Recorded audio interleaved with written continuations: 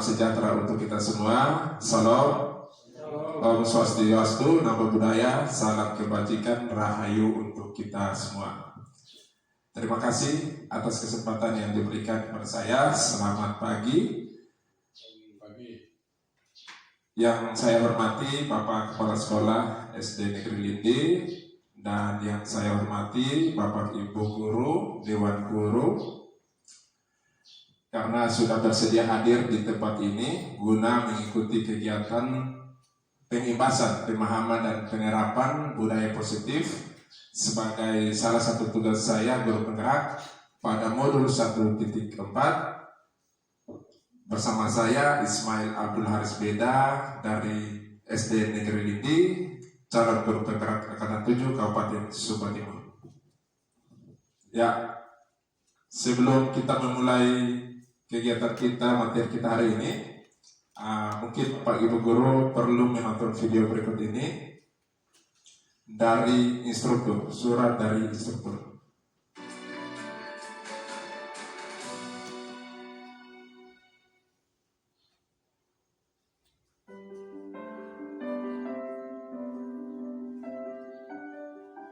Selamat bergabung Bapak Ibu calon guru penggerak. Selamat jumpa pada modul disiplin positif.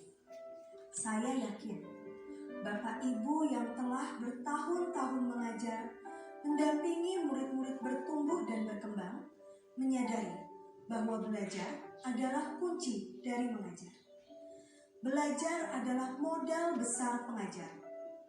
Bapak Ibu telah memiliki modal utama guru penggerak, yaitu semangat untuk belajar. Dalam modul ini, Bapak Ibu akan menjelajahi dan memahami budaya yang ada di dunia pendidikan hingga mengakar pada praktik di sekolah. Bagaimana budaya positif di sekolah ini bisa membentuk karakter murid, guru, dan bahkan visi dan misi dalam sekolah itu sendiri. Selain itu, Bapak Ibu juga akan belajar memproses disiplin positif dalam budaya sekolah yang nantinya akan menjadi perubahan baru yang menggerakkan seluruh komponen sekolah. Modul budaya positif di sekolah ini diharapkan dapat menjadi pembelajaran, tempat untuk berproses, wadah untuk berdiskusi, dan menumbuhkan semangat satu dengan yang lainnya agar dapat tercipta pribadi-pribadi dengan kontrol penuh pada diri dan karakter yang kuat, yang menjadi penggerak bagi para guru serta segenap tatanan komponen sekolah untuk memajukan pendidikan di Indonesia.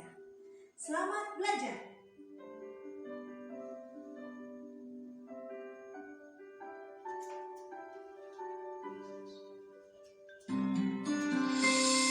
Ya, tadi itu adalah sekilas video dari instruktur calon guru penggerak berkaitan dengan modul budaya positif 1.4. Ya, jadi ini Bapak Ibu Guru, ini adalah konsep inti dari budaya positif yang nanti sebentar saya akan paparkan atau berbagi pemahaman tentang. Yang pertama, perubahan paradigma belajar, lalu disiplin positif, nilai-nilai kebajikan, kebutuhan dasar, motivasi perilaku manusia, keyakinan kelas, posisi kontrol guru, dan segitiga restitusi. Nah, ini yang nanti sebentar kita akan sama-sama belajar terkait dengan konsep inti budaya positif. Ya, kira-kira apa makna budaya positif itu Bapak Ibu? Kira-kira contoh penerapan positif yang sudah kita terapkan di sekolah kita, mungkin saya minta salah satu Bapak Ibu Guru kesediaannya untuk bisa memberitahu kira-kira apa yang sudah kita lakukan terkait dengan penerapan atau budaya positif yang sudah kita laksanakan di sekolah. Mungkin saya minta salah satu kesediaan Bapak Ibu Guru. Ya, silakan Ibu. budaya positif yang sudah kita lakukan di SD Lindi, salah satunya adalah setiap pagi kita apel pagi, berdoa sebelum kita belajar, dan demikian pula setelah kita pulang ke rumah kita berdoa sebelum pulang. Ya, terima kasih Ibu Junita. Ya, jadi banyak hal-hal positif atau budaya positif yang sudah kita laksanakan, baik itu di sekolah atau di rumah maupun di lingkungan kita dalam kehidupan kita sehari-hari. Nah, ini Bapak Ibu, budaya positif di sekolah yaitu nilai-nilai atau kebiasaan-kebiasaan di sekolah yang berpihak pada peserta didik agar mereka dapat berkembang menjadi pribadi yang kritis, penuh hormat dan bertanggung jawab. Jadi ketika kita melaksanakan budaya positif di sekolah, kita terapkan, nanti siswa-siswa kita atau murid-murid kita itu mengikuti dari kebiasaan-kebiasaan itu, dia mengikuti, maka akan tumbuh karakter budaya positif pada masing-masing murid kita. Nah, yang pertama yaitu perubahan paradigma belajar. Nah, perubahan paradigma belajar yaitu pembelajaran dengan paradigma baru.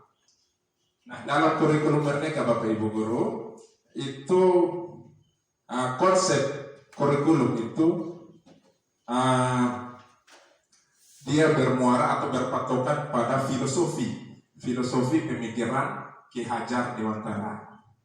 Nah, idealnya kita sebagai guru, kalau dulu paradigma lama kita biasanya mengajar dengan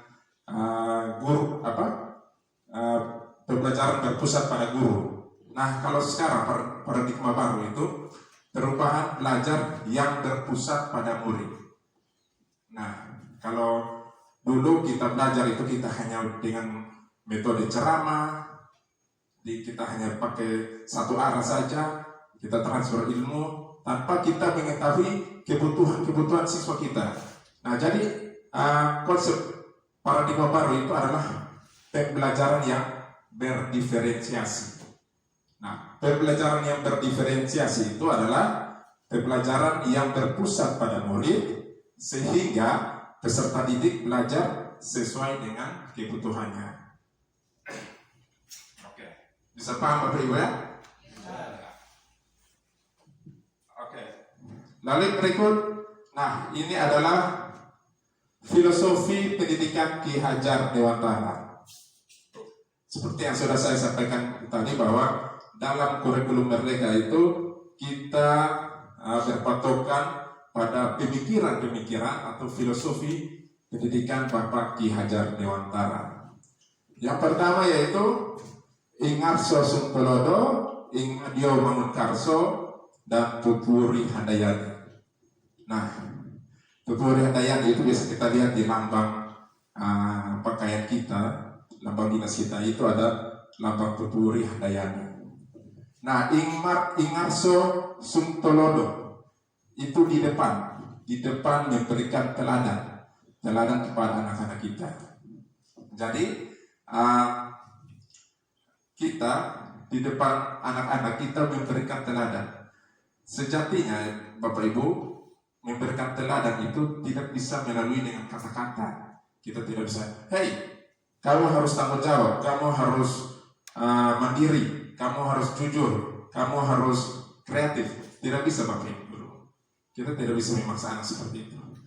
Tapi kita memberikan teladan. Contohnya, setiap pagi kita berdiri di depan kelas, kita sudah menyambut anak-anak kita dengan 5S, senyum sapa, salam, sopan santun. Pasti kebiasaan-kebiasaan yang kita buat seperti itu, nanti anak-anak bisa mengikuti kita sedikit demi sedikit atau berpaham. Begitu Bapak Ibu. Lalu yang kedua, Ing Madio Mangunkarso. Ing Madio Mangunkarso itu Madio itu di tengah, Madia di tengah. Kita sebagai guru di tengah itu memberikan semangat kepada anak-anak kita. Lalu yang berikut, Tuturi Handayani. Tuturi Handayani itu kita dari belakang, kita mendorong anak-anak kita untuk menjadi pelajar yang sesuai dengan profil pelajar Pancasila. Nah, dari ketiga filosofi ini adalah esensi kita sebagai guru. Jadi ini adalah kunci kita sebagai guru. Di depan kita memberikan teladan, di tengah kita memberikan semangat, dan di belakang kita memberikan dorongan. Lalu yang berikut Bapak Ibu, memperhatikan kodrat alam dan kodrat zaman. Kita kembali lagi tadi yang pertama itu, kita memberikan teladan, memberikan semangat, memberikan dorongan, itu sesuai dengan memperhatikan kodrat alam dan kodrat zaman. Nah, kalau kodrat alam itu Bapak Ibu, setiap anak itu sudah terlahir dengan karakternya. Mulai dia lahir itu kita sudah tahu kultur budaya yang dia lahir, yang dia ada itu di mana, dia akan muncul karakternya seperti apa, itu namanya kodrat alam. Lalu kodrat zaman itu berdasarkan sesuai dengan perkembangan zaman yang ada. Jadi kodrat zaman itu misalkan dulu itu anak-anak tidak pernah kenal namanya HP, laptop. Nah, tapi kalau pembelajaran sekarang, kita guru dituntut untuk memberikan teknologi, belajar teknologi pada anak-anak sesuai dengan kodrat zamannya. Ya, kalau dulu anak-anak kita, kalau kodrat alam itu ada yang pemalas, ada yang rajin, ada yang lelet, ada yang pasif, ada yang itu karena kultur budayanya, kodrat alam itu. Lalu yang berikut, bukan tabula rasa. Bukan tabula rasa itu adalah siswa itu atau murid itu bukan kertas kosong. Kalau paradigma yang lama itu adalah siswa itu bukan kertas kosong. Tetapi menurut Bapak Ki Hajar Dewantara, siswa itu ibarat kertas kosong yang sudah ada goresan atau sudah ada coret-coretan sedikit. Itu menurut Bapak Ki Hajar Dewantara. Tugas kita sebagai guru hanya bisa menebangkan goresan-goresan tadi supaya lebih terang. Jadi begitu. Jadi kalau salah kalau kita bilang anak itu kertas kosong, mau kita tulis apa saja, mau kita coret apa saja, sesuai kemauan kita, pasti jadi. Tidak Bapak Ibu ya. Tapi menurut Bapak Ki Hajar Dewantara itu, saya ulangi lagi, anak itu bukan kertas kosong. Lalu yang berikut, semua anak terlahir dengan bakatnya masing-masing. Jadi itu hampir mirip dengan kodrat alam tadi. Semua anak itu sudah terlahir dengan bakatnya masing-masing. Kalau kita temukan anak kita, ada yang suka menggambar, ada yang suka menulis. Nah, itu kodratnya mereka itu. Karena kita di kelas itu kita lihat, kita sedang belajar, kita lihat ada anak yang sedang menggambar. Nah, itu kebutuhan dia. Jadi kita tidak boleh Bapak lagi jelaskan, Ibu lagi jelaskan, kenapa kau menggambar situ? Nah, kita sampaikan dengan hal yang baik. Lalu yang berikut, budi pekerti. Nah, konsep budi pekerti itu yang paling berperan adalah keluarga. Itu konsep yang paling berperan dari seorang anak yang lahir, tumbuh dan berkembang, itu mulai dari keluarga. Nah, misalkan ada anak yang orang tuanya, kalau di dalam Islam itu orang tuanya soleh, kalau dalam Kristen itu rajin gereja, di orang tuanya tim doa. Nah, itu maka dia akan berpengaruh pada perkembangan anak. Karena setiap harinya orang tua itu melakukan hal-hal yang baik, rajin sembahyang, rajin ke gereja, pasti akan berpengaruh pada anak-anak itu sendiri. Berbeda dengan kalau ada orang tua yang tiap hari minum mabok, main judi, itu pasti juga akan berpengaruh pada anaknya itu. Jadi konsep keluarga pekerti ini adalah konsep keluarga yang paling berperan. Lalu yang berikut, guru ibarat petani, murid ibarat biji jagung. Jadi contohnya misalkan guru ini dia ibarat petani, murid itu ibarat biji jagung. Bagaimana dia mau mengembangkan anak itu? Contohnya petani. Dia kalau mau menanam jagung, pastinya dia bersihkan tanahnya dulu, dia menyiram cairan untuk supaya jangan belalang dimakan. Lalu dia akan memperhatikan tumbuh kembang jagung itu. Dia akan memperhatikan tumbuh kembang jagung itu. Itu pun halnya sama dengan kita. Kita selalu memperhatikan tumbuh kembang anak. Jadi seperti itu Bapak Ibu. Guru bisa paham Bapak Ibu? Lalu berpihak pada murid. Berpihak pada murid yang sudah saya sampaikan tadi, bahwa kita menggunakan pembelajaran yang berdiferensiasi. Itu pembelajaran yang berpihak pada murid. Oke. Jadi yang berikut, ini masih di perubahan paradigma tadi. Untuk membangun budaya yang positif, sekolah perlu menyediakan lingkungan yang positif, aman dan nyaman, agar murid-murid mampu berpikir, bertindak dan mencipta dengan merdeka, mandiri dan bertanggung jawab. Lazimnya disiplin dikaitkan dengan kontrol. Dalam hal ini, kontrol guru dalam menghadapi murid. Jadi, kontrol guru dalam menghadapi murid. Nah, ini ada miskonsepsi Bapak Ibu, miskonsepsi tentang teori kontrol. Jadi miskonsepsi itu adalah ilusi kontrol. Nah, yang pertama, ilusi guru mengontrol murid.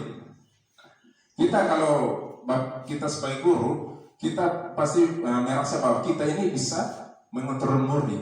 Padahal tidak Bapak Ibu guru. Yang bisa mengontrol murid itu adalah murid itu sendiri. Jadi ini hanya adalah ilusi.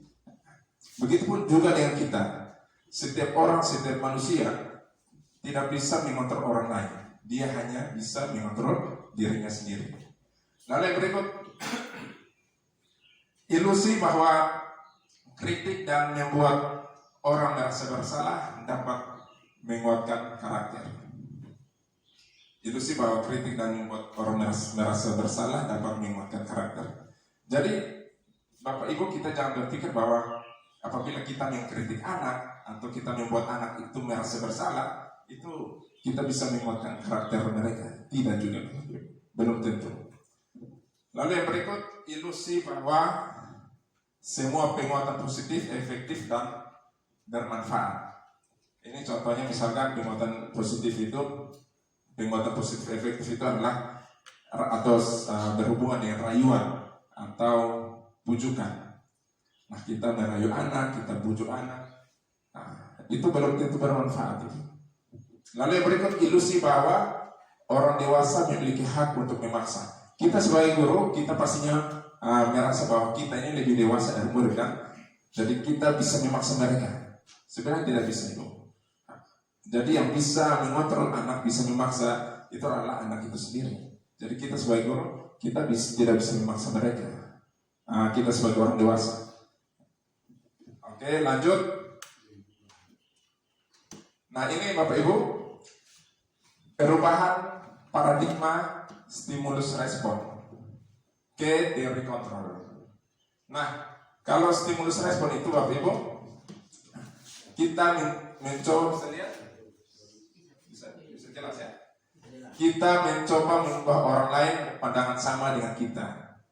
Nah, kalau teori kontrol, kita berusaha memahami pandangan orang lain tentang dunia. Dari stimulus respon ini, kita mencoba mengubah orang agar berpandangan sama dengan kita. Itu tidak mungkin ya Bapak Ibu ya. Kita tidak bisa satu persepsi, pasti berbeda. Jadi kita hanya bisa berusaha memahami pandangan orang lain tentang dunia. Oh, ternyata dia buat begini nih, tujuannya ini. Oh, kita harus memahami. Ternyata apa yang selama ini dia lakukan, tujuannya seperti ini. Jadi seperti itu. Lalu yang berikut, hal buruk dilihat sebagai suatu kesalahan. Jadi suatu perbuatan atau perilaku yang buruk itu dilihat sebagai suatu kesalahan. Jadi kalau misalnya kita melihat seorang anak, dia melakukan suatu kesalahan, kita jangan langsung menjudge dia bahwa kau salah, kau begini. Tidak, Bapak Ibu. Jadi kita harus melihat apa tujuannya. Tujuan dia melakukan seperti ini. Jadi bukan di murid saja, tapi di kita sebagai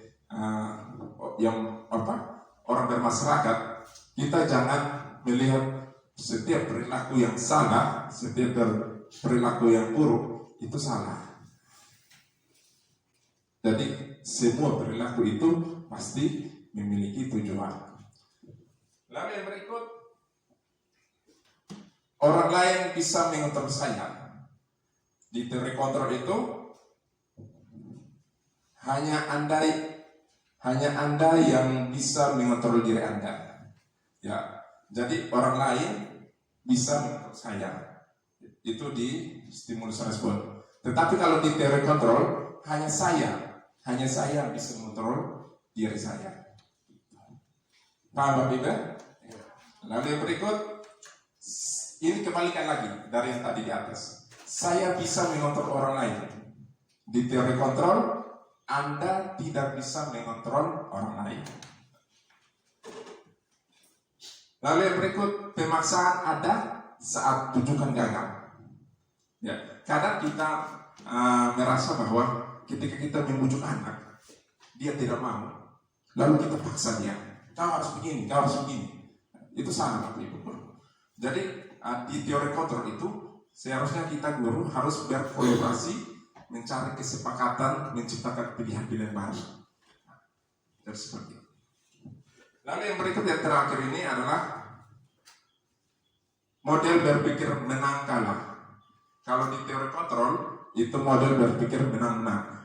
Jadi contohnya misalkan seorang anak apabila dia melakukan kesalahan, dia bertemu dengan kita tanya kronologi masalahnya, terus lalu dia mengaku bahwa dia itu salah. Jadi kita jangan berpikir bahwa kita yang menang, dia kalah, tidak. Kita jangan berpikir seperti itu. Jadi di teori kontrol menang-menang artinya walaupun dia salah, walaupun dia kalah, tetapi kita harus sama-sama mencari solusi bagaimana memperbaiki masalah itu tadi supaya kedepannya jangan sampai terulang. Ini yang teori kontrol. Kalau dalam bahasa Inggrisnya itu winning solution, mencari solusi seperti itu. Nah, yang ini lanjut yang berikut tentang disiplin. Kalau disiplin, saya yakin Bapak Ibu guru sudah tahu betul apa itu disiplin. Ya, kata disiplin sering dikaitkan dengan tata tertib, teratur, dan kepatuhan pada peraturan. Kata disiplin juga sering dihubungkan dengan hukuman, padahal itu sungguh berbeda. Karena belajar dengan disiplin tidak harus dengan memberi hukuman. Justru itu adalah salah satu alternatif terakhir, dan kalau perlu tidak digunakan sama sekali.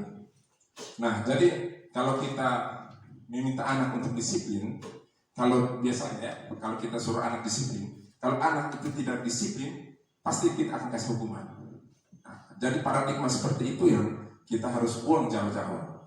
Nah, kalau dia tidak disiplin, pasti kita akan cari solusinya bersama-sama. Ini yang menurut filosofi pemikiran Ki Hade yang disampaikan di kurikulum Merdeka. Oke, lanjut. Ki Hajar Dewantara menyatakan bahwa untuk mencapai kemerdekaan atau dalam konteks pendidikan kita saat ini dan untuk menciptakan murid yang merdeka, syarat utamanya adalah harus ada disiplin yang kuat. Disiplin yang dimaksud adalah disiplin diri yang memiliki motivasi internal. Jika kita tidak memiliki motivasi internal, maka kita memerlukan pihak lain untuk mendisiplinkan kita. Jadi Bapak Ibu guru, disiplin itu kalau tidak ada motivasi dari diri yang tumbuh dari dalam diri, maka akan tidak bisa, pasti tidak akan bisa. Jadi motivasi disiplin itu bukan hanya karena diminta kepala sekolah atau diminta teman guru, kamu harus disiplin, kamu harus begini, terus kita disiplin. Tidak seperti itu, kita harus ada tumbuh dari dalam diri kita sendiri. Oke, nah ini nilai-nilai kebajikan. Nah, nilai kebajikan itu adalah nilai universal yang disepakati bersama, lepas dari suku, bangsa, agama, bahasa maupun latar belakangnya. Nah, ini contoh nilai-nilai kebajikan di institusi atau di organisasi. Ini nanti sebentar ada di pembahasan di keyakinan kelas. Nanti kita akan sama-sama menemukan nilai-nilai kebajikan. Nah, ini contohnya. Nah, kalau di profil pelajar Pancasila itu kan beriman dan bertakwa kepada Tuhan Yang Maha Esa dan berakhlak mulia. Jadi itu kita pastinya ingin sekali anak-anak kita itu memiliki iman dan akhlak yang mulia. Lalu berkebinekaan global. Berkebinekaan global itu terkait dengan kebudayaan, ya, budaya. Nah, kita tahu bahwa Indonesia ini sangat luas, Pak. Jadi budayanya itu juga bermacam-macam. Itu yang dimaksud dengan berkebinekaan global. Lalu gotong royong. Gotong royong itu, Bapak Ibu, kita jangan terpaku bahwa gotong royong itu adalah membersihkan lingkungan, membersihkan sekolah. Tidak. Gotong royong itu juga termasuk dalam pembelajaran. Gotong royong itu dalam hal ini adalah gotong royong kerjasama berkolaborasi antara siswa dan siswa ataupun siswa dan guru. Seperti itu. Lalu mandiri, kreatif, dan bernalar kritis. Nanti ini sebentar kita akan temukan di keyakinan kelas. Nah, Bapak Ibu, ada satu lagi, ini teori motivasi perilaku manusia. Ini ada motivasi eksternal dan motivasi internal, atau motivasi ekstrinsik dan motivasi intrinsik. Nah, ekstrinsik itu dari luar, kalau intrinsik itu dari dalam. Sama halnya dengan eksternal dan internal. Nah, teori motivasi perilaku manusia. Yang pertama, untuk menghindari ketidaknyamanan atau hukuman. Nah, nanti muncul pertanyaan di dalam dirinya itu, apa yang akan terjadi apabila saya tidak melakukannya? Apa yang akan terjadi apabila saya tidak melakukannya? Saya kasih contoh, misalkan kita sebagai guru, muncul pertanyaan, kenapa Bapak Ibu guru buat perangkat pembelajaran, buat RPP? Kenapa? Lalu ada guru satu bilang, saya takut ditegur oleh kepala sekolah. Lalu satu lagi bilang, saya takut pas ada pemeriksaan dari pengawas, saya tidak ada perangkat. Berarti itu motivasi eksternal, Bapak Ibu, motivasi dari luar, bukan tumbuh dari dalam diri. Jadi kalau misalkan tumbuh dari dalam diri, pastinya dia berpikir, saya sebagai guru memang harus wajib membuat perangkat pembelajaran untuk anak-anak saya. Nah, itu motivasi dari dalam tubuh, dari dalam diri. Lalu yang berikut, motivasi untuk mendapatkan imbalan dan orang lain. Biasanya pertanyaan, apa yang akan saya dapatkan apabila saya melakukannya? Misalkan siswa kita suruh cabut rumput. Pas kita tanya anak itu, kenapa kamu cabut rumput? Dia bilang, supaya saya dapat nilai baik dari nilai besar dari guru. Berarti itu motivasi eksternal, motivasi dari luar, bukan dari dalam diri. Paham Bapak Ibu ya? Lalu yang berikut, untuk menghargai diri sendiri menjadi insan sesuai harapan kita. Pertanyaan muncul, saya akan menjadi orang yang seperti apa bila saya melakukannya? Nah, ini motivasi internal. Dia pasti berpikir, kalau saya berbuat, melaksanakan atau membuat RPP, membuat perangkat pembelajaran, saya akan menjadi orang seperti apa. Jadi ini motivasi dari dalam diri. Jadi itu tujuan disiplin positif, Bapak Ibu. Nah, ini keyakinan kelas. Jujur Bapak Ibu, saya selama menjadi guru, saya baru tahu namanya keyakinan kelas. Selama ini yang saya tahu itu peraturan kelas. Setelah saya mengikuti guru penggerak ini, saya baru tahu namanya keyakinan kelas. Nah, apa sih keyakinan kelas? Nah, keyakinan kelas adalah nilai-nilai kebajikan atau prinsip-prinsip universal yang disepakati bersama secara universal, lepas dari latar belakang suku, negara, bahasa, ataupun agama. Jadi menurut dosen itu suatu keyakinan akan lebih memotivasi seseorang dari dalam, intrinsik. Seseorang akan lebih bersemangat untuk menjalankan keyakinannya daripada hanya sekedar mengikuti serangkaian peraturan. Jadi keyakinan kelas itu lahir dari kesepakatan kelas. Jadi ada 3 Bapak Ibu, kesepakatan kelas, peraturan kelas, dan nantinya bermuara pada keyakinan kelas. Nah, misalkan, nah ini Bapak Ibu, peraturan kelas dan keyakinan kelas. Jadi ini pembentukan keyakinan kelas. Keyakinan kelas bersifat abstrak daripada peraturan yang lebih rinci dan konkret. Jadi ini keyakinan kelas berupa pernyataan-pernyataan yang universal. Nah, Bapak Ibu bisa lihat. Nah, jadi untuk membuat keyakinan kelas, maka kita harus membuat kesepakatan kelas terlebih dahulu. Nah, jadi kesepakatan kelas itu kita sepakat di kelas kita. Misalkan saya di kelas 5, saya sepakat kita buat kesepakatan kelas. Jadi kesepakatan kelas itu nanti akan lahir peraturan kelas. Nah, dari peraturan kelas itu akan muncul keyakinan kelas.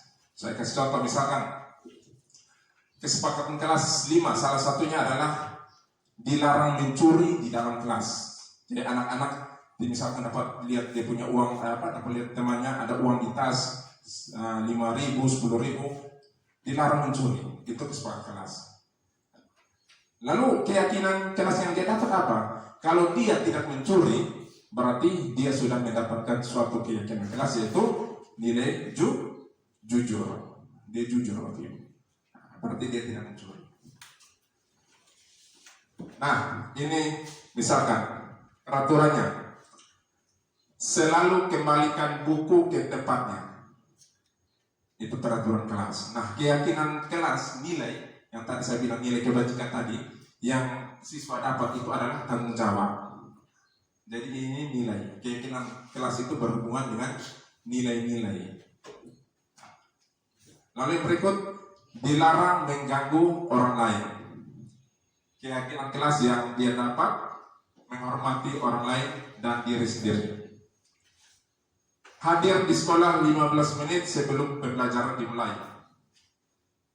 Keyakinan kelasnya menghormati orang lain, komitmen pada tujuan atau berkomitmen ya. Lalu dilarang melakukan kekerasan. Keyakinan kelasnya keselamatan, menghormati orang lain. Dilarang menggunakan narkoba, itu kesehatan ya. Lalu bergantian atau menunggu giliran, menghormati orang lain juga. Gunakan masker, kesehatan ya, keyakinan kesehatan, keselamatan. Lalu yang terakhir, yang berlari di kelas, itu juga dilarang berlari di kelas ya, atau di koridor ini. Nah, itu juga terkait dengan keamanan atau keselamatan. Oke.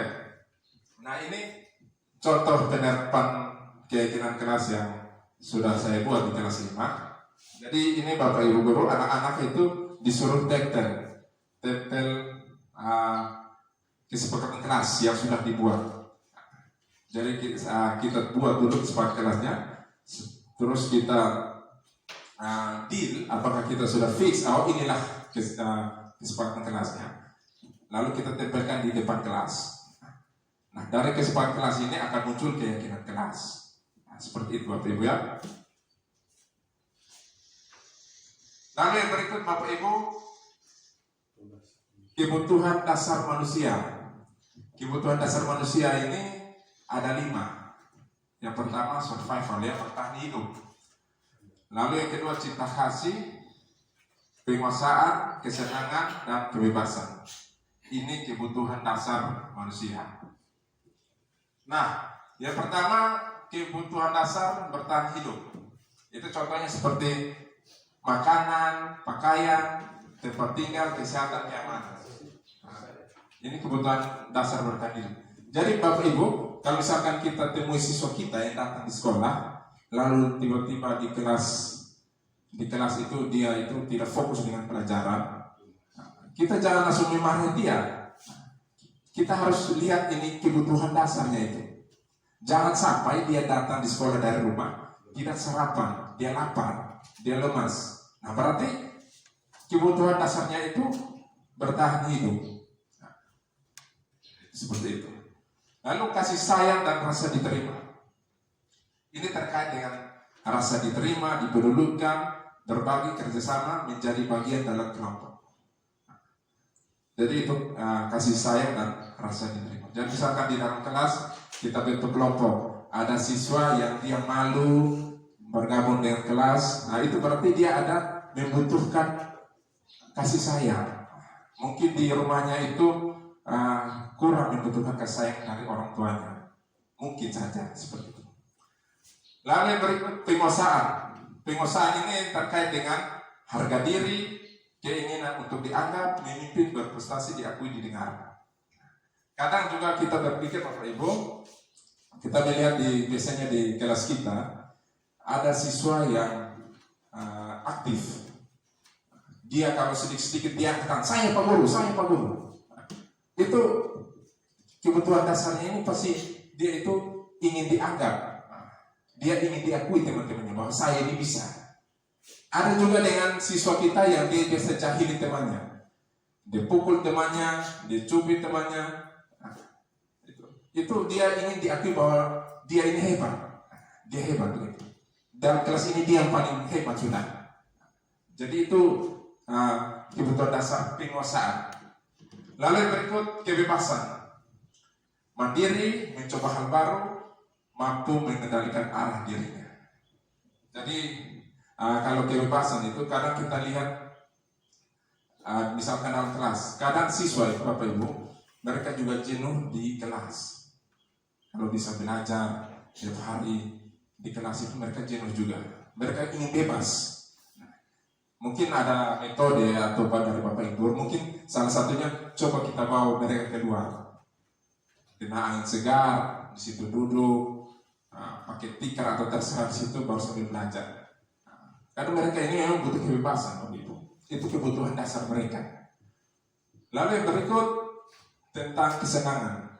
Nah, kesenangan itu karena kita lihat ada anak yang ingin bermain, ingin tertawa. Itu memang kebutuhan dasar mereka Bapak Ibu. Apalagi kita yang di SD ini, pasti ini masih dalam tahap perkembangan. Pasti banyak bermain, banyak tertawanya. Nah itu memang kita tidak bisa larang itu, karena itu memang kebutuhan dasar mereka. Nah, kita sebagai guru kita hanya bisa menuntun mereka. Seperti itu. Sampai sini semangat Bapak Ibu. Semangat. Ya semangat ya. Untuk anak-anak kita harus semangat. Nah ini contoh, salah satu contoh Bapak Ibu. Ibu Ani guru kelas 5 di SD Blitar sedang bingung menghadapi ulas salah satu murid di kelasnya, namanya Agus. Beberapa anak telah datang dan mengeluhkan Agus yang seringkali meminta bekal makan siang, mereka dengan paksa. Jika Anda menghadapi situasi seperti Ibu Ani, apa yang akan Anda lakukan? Menurut Anda, kira-kira apa alasan Agus melakukan hal itu? Nah, kalau Bapak Ibu dalam posisi Ibu Ani itu, kira-kira apa yang Bapak Ibu lakukan? Mungkin ada salah satu teman guru yang bersedia. Ya Bapak? Iya, kebutuhan pokok yang tidak terpenuhi tadi ya. Oke. Lalu ya, lihat ini Bapak Ibu. Dalam konteks penerapan disiplin positif, Ibu Ani sebaiknya mencari tahu alasan Agus melakukan tindakan tersebut. Nah, jadi Ibu Ani ini dia harus cari tahu dulu kenapa dia melakukan hal tersebut, agar mengetahui kebutuhan mana yang sedang berusaha dipenuhi Agus. Jadi Ibu Ani ini dia harus cari tahu apa kebutuhan dasar yang masih kurang, yang belum terpenuhi oleh Agus. Nah, misalkan apabila jawaban Agus karena ia lapar dan orang tuanya tidak membawakannya bekal makan siang, berarti kebutuhannya adalah bertahan hidup. Ya, kalau dia tidak makan dari rumah, di kelas dia bisa pingsan karena tidak makan. Jadi itu kebutuhan bertahan hidup. Lalu berikut, apabila jawaban Agus karena ia senang temannya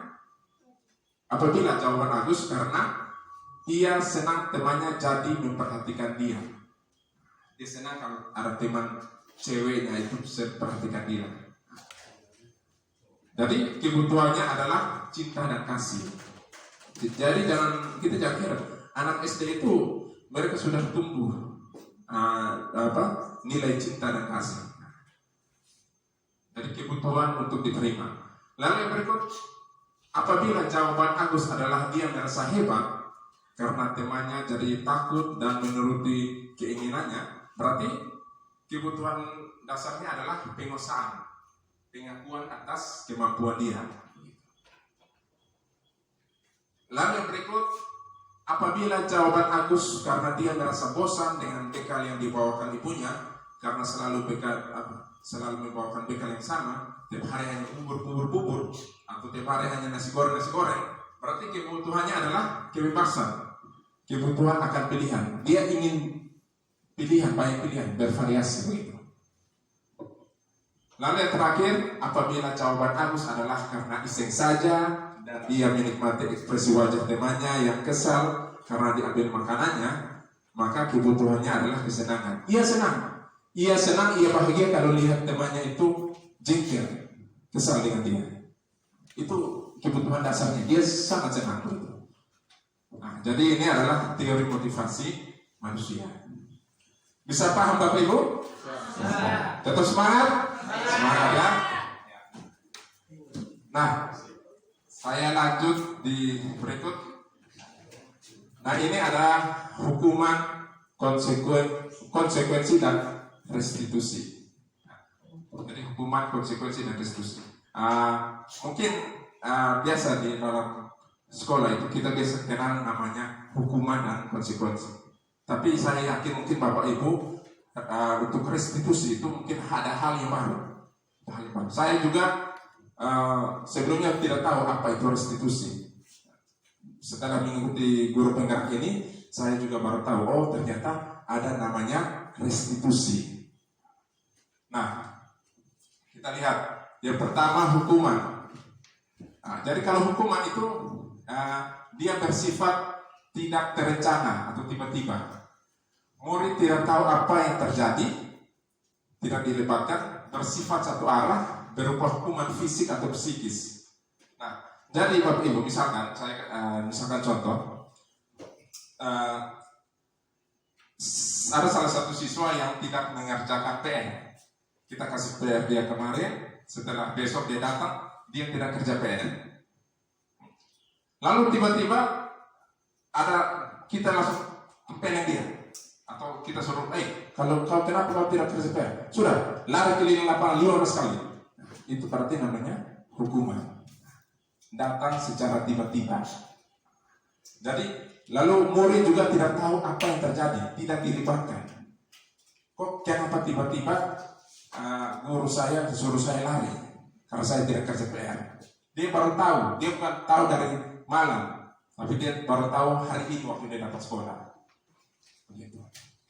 Jadi bersifat satu arah, hanya guru yang bisa memberikan hukuman. Lalu berupa hukuman fisik dan psikis.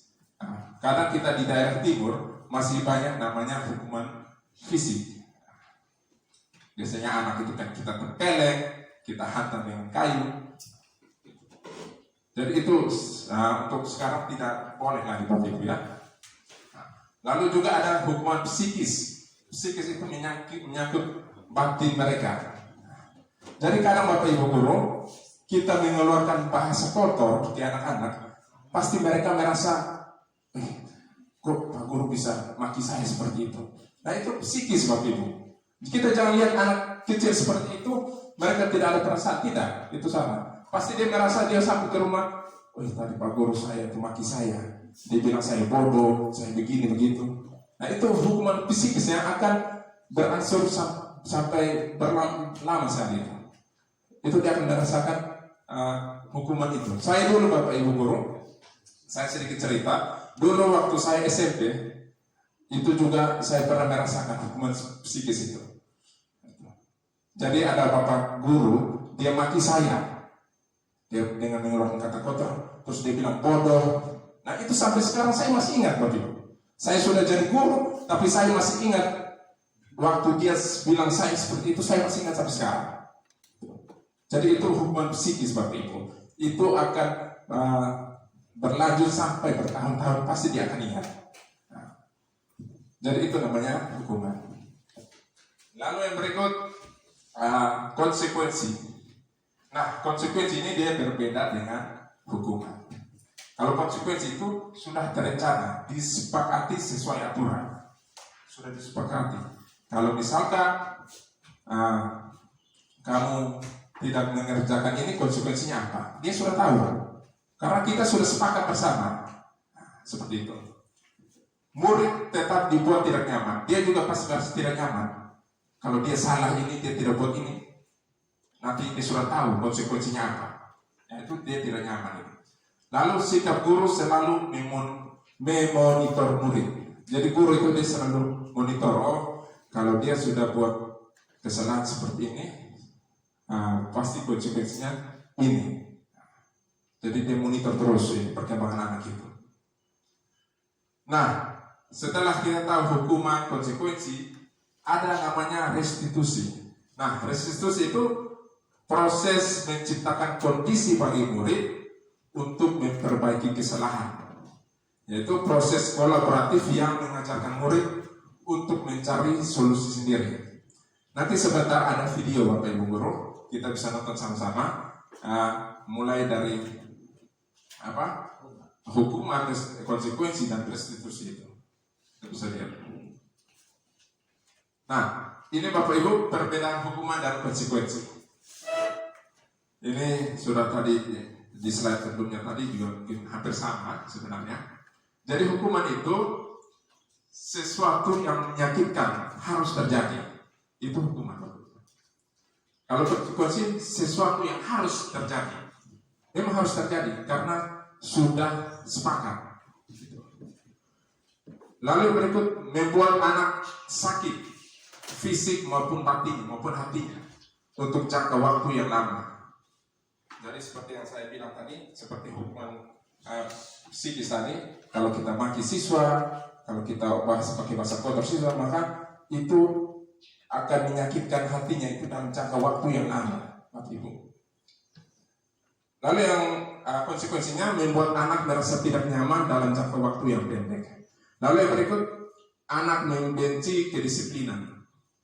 Kadang kita sering menghukum dia benci dengan itu disiplin. Kenapa saya harus begini? Sedangkan di rumah saya tidak terlalu yang seperti ini. Itu membuat anak itu membenci kedisiplinan kalau kita sering melakukan hukuman. Lalu untuk konsekuensi, anak menghargai disiplin. Kalau konsekuensi, berarti anak itu dia menghargai disiplin. Lalu yang berikut, paksaan. Kalau hukuman itu seperti harus paksa. Kamu lari lapangan 15 kali. Itu paksa anak. Kamu berlutut dari teras ini kelas 6 sampai di kelas 4 sana. Itu paksa itu. Memaksa, paksaan. Kalau konsekuensi itu stimulus, tanggapan, memberi tanggapan. Lalu mendorong anak menyakiti diri sendiri. Konsekuensinya mendorong anak agar mudah menyesuaikan diri. Jadi kalau hukuman itu kita dorong anak untuk menyakiti diri sendiri. Lalu yang berikut, konsep diri yang buruk. Kalau konsekuensi, dia konsep diri yang baik.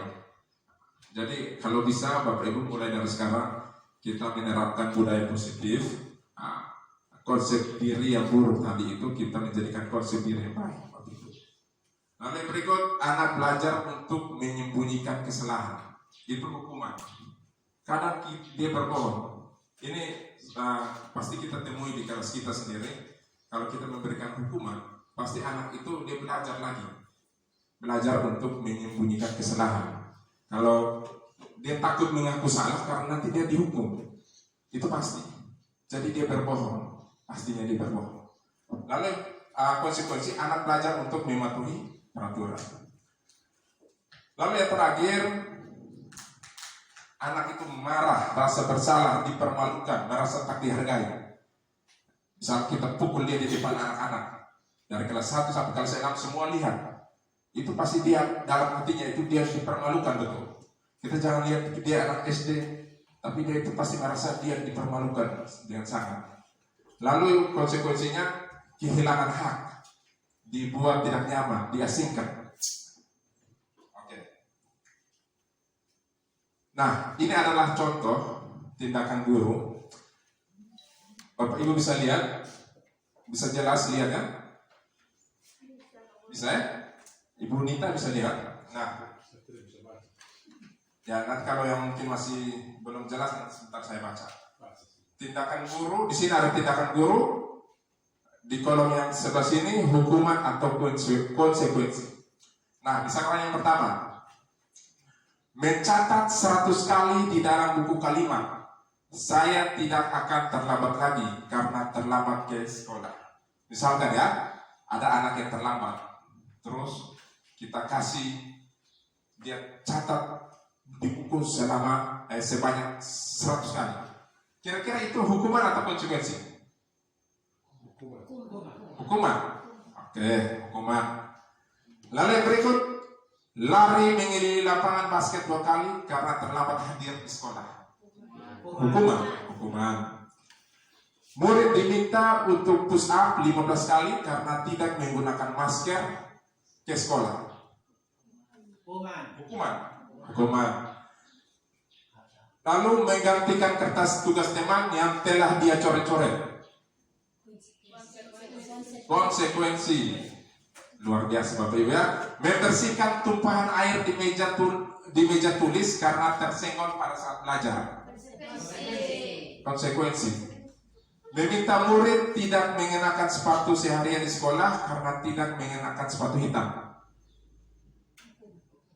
Hukuman. Nanti sebentar kita lihat jawabannya. Lalu yang berikut, lari mengelilingi lapangan basket 2 kali karena terlambat 10 menit untuk pelajaran PJOK. Hukuman atau konsekuensi? Coba baca baik-baik. Ada yang hukuman, ada yang lari keliling lapangan basket 2 kali karena terlambat 10 menit untuk pelajaran PJOK. Ya, nanti sebentar kita lihat. Konsekuensi. Ada yang konsekuensi, ada yang hukuman. Nah, kita bisa lihat. Nah, ini. Jadi ini pelajaran olahraga Bapak Ibu. Kalau olahraga kan lari itu kan biasa. Nah, bukan hukuman itu. Karena memang dalam pelajaran PJOK itu kan biasa sering lari-lari. Nah, jadi ini hukuman ini sudah benar tadi konsekuensi.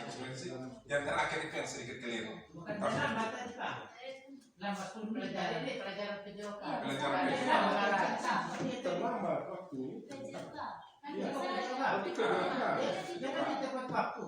Masa sekarang kita lambat dari sekarang sehingga dia harus hukuman. Ya, dia kan di pelajaran PJOK. Kalau PJOK itu berarti dia konsekuensi. Nah, Karena dalam pelajaran PJK kan pasti sering olahraga. Kalau mengenai kegiatan begitu itu konsekuensinya. Tapi kalau dikatakan berbicara tadi tentang keterlambatan, itu kan Oh ya, keterlambatan. masing-masing kita mungkin berasumsi atau persepsinya masing-masing kan. Tidak apa-apa, tergantung kita. Misalnya sudah ada aturan, ingat kalau terlambat nanti konsekuensinya ini. Kalau sudah ada pemberitahuan dari awal, tapi kalau tidak ada pemberitahuan berarti hukuman. Dan misalnya tiba-tiba jadi lambat, lari. Ya, sudah. Oke, siap. Nah, oke, tepuk tangan dulu untuk kita semua. Ya. Satu berpegang pada keyakinan kelas. Ya. Nah, dalam situ kan kita sudah buat keyakinan di kelas itu. Ya toh, datang tepat pada waktu, keluar tepat pada waktu, budaya tadi kita ngomong. Lalu sekarang kan setiap pelajar kan ada jam sudah ditentukan. Ya. Lalu ini anak dia sudah 10 menit terlambat. Berarti dia tidak tepat waktu, dia melanggar keyakinan kelas itu. Ini memang pantas dia diberi hukuman, tidak bisa diberi. Iya, saya tidak setuju. Dia harus diberi hukuman karena dia terlambat 10 menit. Berarti dia melanggar keyakinan kelas sudah disepakati bersama itu. Iya. Jadi mungkin kita masing-masing guru punya persepsi kita masing-masing, Bapak Ibu ya. Ya, mungkin dari guru PJOK-nya, kalau misalkan kau terlambat, ya sudah, kalau lari keliling sendiri sudah. Nah, karena ini pelajaran kita seperti ini, sering olahraga, sering lari. Nah, jadi mungkin ada yang bisa hukuman juga bisa, konsekuensi juga bisa sebenarnya. Nah, tergantung kita sebagai guru. Saya setuju, Pak. Iya Bapak. Memang kelihatannya materi ini ada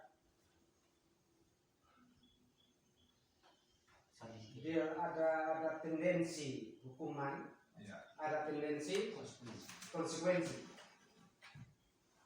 Sangka saya hukuman dan konsekuensi tentu tidak terlalu beda jauh. Iya. Konsekuensi artinya konsekuensi bisa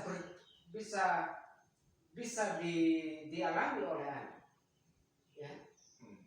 Ketika ada sesuatu yang ia tidak taati, begitupun juga dengan hukuman. Iya. Ya, kalau menurut pemahaman saya, betul.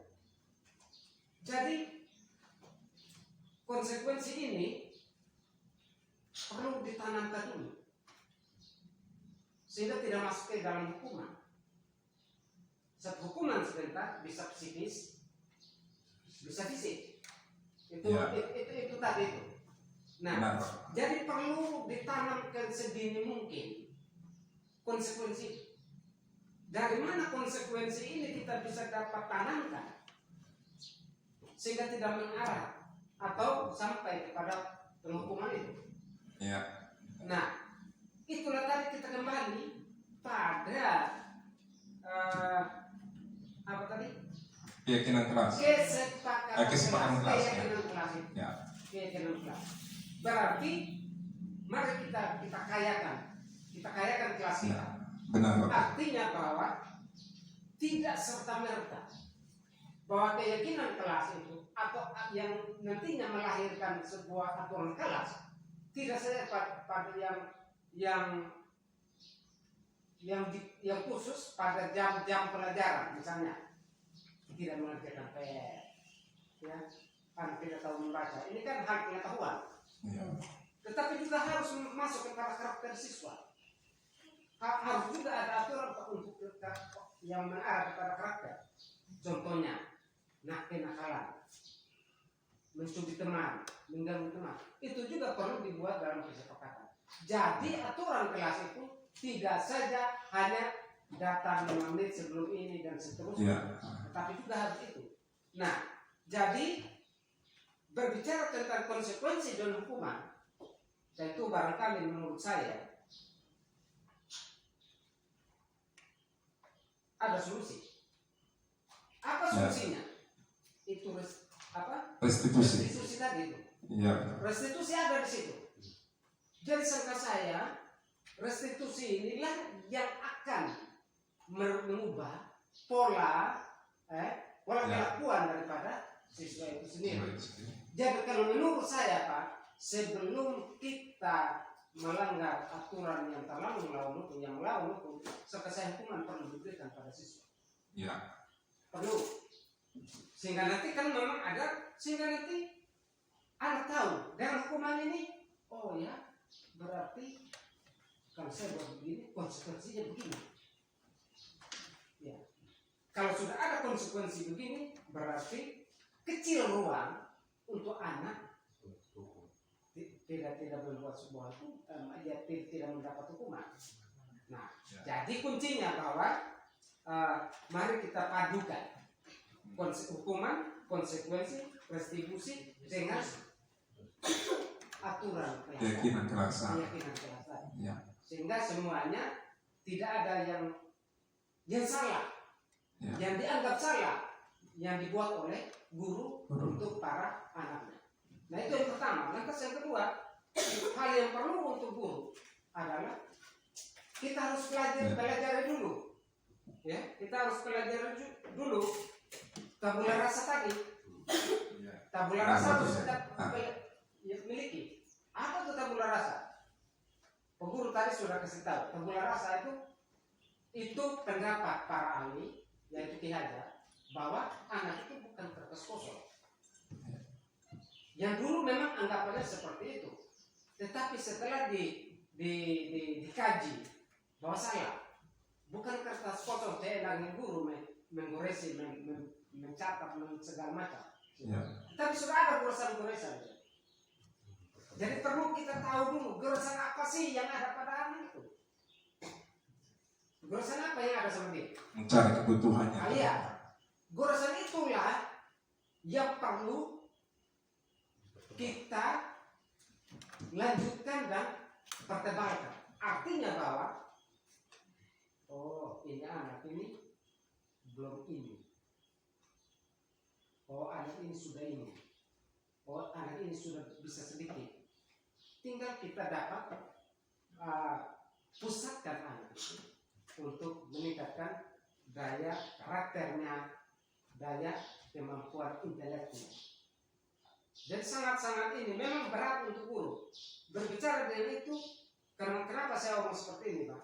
Agar dalam tayangan ini yang disampaikan oleh Pak Guru nanti, mereka juga dapat memahami, melihat kondisi. Sebab jangan dikesampingkan. Jangan dikesampingkan bahwa pendidikan itu anak dapat berhasil karena lingkungan. Jangan dikesampingkan lingkungan. Ya.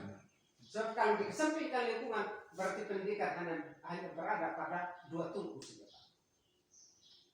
Dua batu tungku saja. Sebab lingkungan adalah yang tungku ketiga. Jadi pengaruh sekali untuk siswa bagaimana dia berhasil.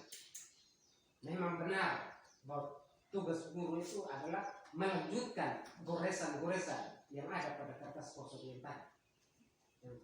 Mungkin itu Pak. Jadi perlu disurvei, dikaji lingkungan kita di ini modelnya bagaimana sih? Iya, benar Bapak. Nah, makasih Guru. Itu sudah barangkali pemahaman saya dan yang saya alami, kesusahan, kesenangan saya bersama dengan saya punya anak-anak.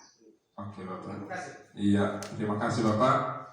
Luar biasa tadi pemahaman Bapak John. Ya, oke. Masih semangat? Asik. Oke. Mau tambah sedikit bos. Nah, itu kenapa saya katakan hukuman. Saya katakan tadi hukuman itu yang tidak direncanakan. Itu tadi itu, maka saya tadi itu saya teringat tadi itu. Tadi itu kan dadakan tadi itu. Kali terlambat ini langsung suruh. Dia tidak tahu anaknya, dia tidak tahu tadi waktu dia terlambat. Tapi karena dadakan begitu maka saya tadi kata seolah-olah proses tetap pada prinsip karena hukuman itu tidak direncanakan. Sedangkan konsekuensinya itu jadi tidak direncanakan karena jadi maksud saja ini hukuman dari konsekuensi sebenarnya ini tergantung kesepakatan kita. Kalau kita buat misalnya masalah seperti itu harus kita buat konsekuensinya apa ini. Kalau kita masukkan ke situ aturan kelas tadi. itu Keyakinan kelas tadi. saya bilang. Iya. Saya tadi kembali tadi macam tadi kita bilang. Benar sekali Bapak. Tadi kita bilang misalnya dia tidak kerja PR.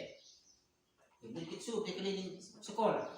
Nah, ini kan hukuman kita bilang tadi ya Pak. Ya. Kalau diletakkan tidak direncanakan itu, coba kalau direncanakan, bisa juga kita katakan itu Bisa konsekuensi, bisa juga. Ya. Kalau misalnya tidak kerjakan, Bisa kita kali ini bisa, juga Pak. bisa sebenarnya juga kan? Ya. Ini mah. bisa Desember nanti. Benar Bapak. Begini, saya Luar biasa. Ya, kita persoalkan konsekuensi dengan hukuman itu. Saya seperti yang Pak Ismail katakan tadi itu kembali pada guru masing-masing dengan situasi kelasnya yang dia alami. Karena anak dari semua kelas ini tidak sama. Seperti Ya. kita pikirkan hari ini. Dengan ciri-ciri. Karena kita lihat pembelajaran kurikulum Merdeka Belajar ini itu mau terjadi sekarang ini. Ya kita belajar pada waktu kita SPG dan tadi metode rasanya sudah berubah sekarang. Sudah berubah. Kenapa saya katakan? Kita waktu belajar itu orang tua pada saat itu belum sekolah tinggi. Orang tua hidupnya mereka maka belum terenak seperti dirasa saat ini Pak. Kenapa sekarang muncul kurikulum Merdeka Belajar? Mengandaikan bahwa orang tua kita di rumah ini sudah mengerti semua. Sehingga pendidik utama itu kembali orang tua. Kita hanya berapa jam untuk melanjutkan pendidikan daripada orang tua. Yang kedua, mengandaikan bahwa sekarang ini fasilitas untuk anak itu sudah dilengkapi oleh orang tua. Tersedia. Sekolah itu hanya bagian saja. Dan terbukti betul. Sekolah melanjut. Orang tua sudah lengkapi. Misalnya anak-anak butuh matematika, oleh anak itu tidak ada. Orang tua pergi di toko. Ini anak itu apa? Gambar tidak ada, binatang-binatang ini ada di toko. Ini penting, ini apa, ini apa, ini apa. Sekarang begitu. Maka kurikulum Merdeka Belajar itu mengandaikan bahwa kita sekarang harus mengikuti perubahan sesuai dengan zamannya. Kita harus jalan betul. Sekarang. Jadi kembali hukum dan konsekuensi itu untuk saya itu tidak terlalu ini dan kembali pada situasi kelas masing-masing. Dan keyakinan telah dibuat oleh guru kelasnya dengan siswa ini. Berat atau ringan, psikis atau fisik, tergantung dari bagaimana caranya Bapak Ibu guru kelas kita masing-masing untuk membawa mereka supaya mereka tidak merasa takut. Satu contoh tadi kita katakan, hukuman psikis yang menyakitkan ketika kita katakan kau boros kan. Dan bagaimanapun 1, 2, 3 dengan hal yang sama yang kita sampai kalau dia tidak mengerti, kita pasti sakit hati juga. Batas kesabaran kita ini manusia. Manusia pasti ada kata-kata kau ini tertolong. Berapa kali saya beri kau contoh ini kau tidak bisa, pasti itu. Nah, ini hanya mau menyampaikan kepada kita. Supaya pelan-pelan kata-kata tolong, kata goblok itu pelan-pelan itu dihilangkan. Tidak boleh. Kita terjadi dengan kata pujian. Nah, salah juga kalau kita puji dia. Kalau dipuji terus dia bangga, dia bodoh, dia bangga. Nah, itu bahaya nih, Pak. Jadi ini kegiatan ini kalau kita ikut secara utuh, baik mungkin baru satu ini kita bisa 2-3 jam. Kita ke depan dulu. Ya, satu contoh. Karena apa yang disampaikan oleh pemerintah pusat ini mengandaikan kita dilindungi seperti mereka. Nah, itu yang rasa kepanik kita. Makanya saya tadi penekanan di lingkungan tadi Pak. Jadi kita berutus sekali, Pak Guru bukan saya ngomong, saya berutus sekali, Pak Guru dengan mengikuti kegiatan guru penggerak ini ada nilai tambah yang ia bagi untuk kita. Saya senang sekali. Ternyata ada hal-hal baru yang semestinya tidak boleh terjadi lagi.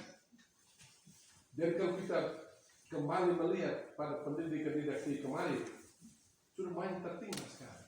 Sudah banyak ada perubahan-perubahan. Jadi kita bersyukur itu ada nilai tambah dari 2 hari ini. Jadi terima kasih banyak Pak Ismail. Lanjutkan dulu kalau masih ada. Terima kasih. Terima kasih Bapak.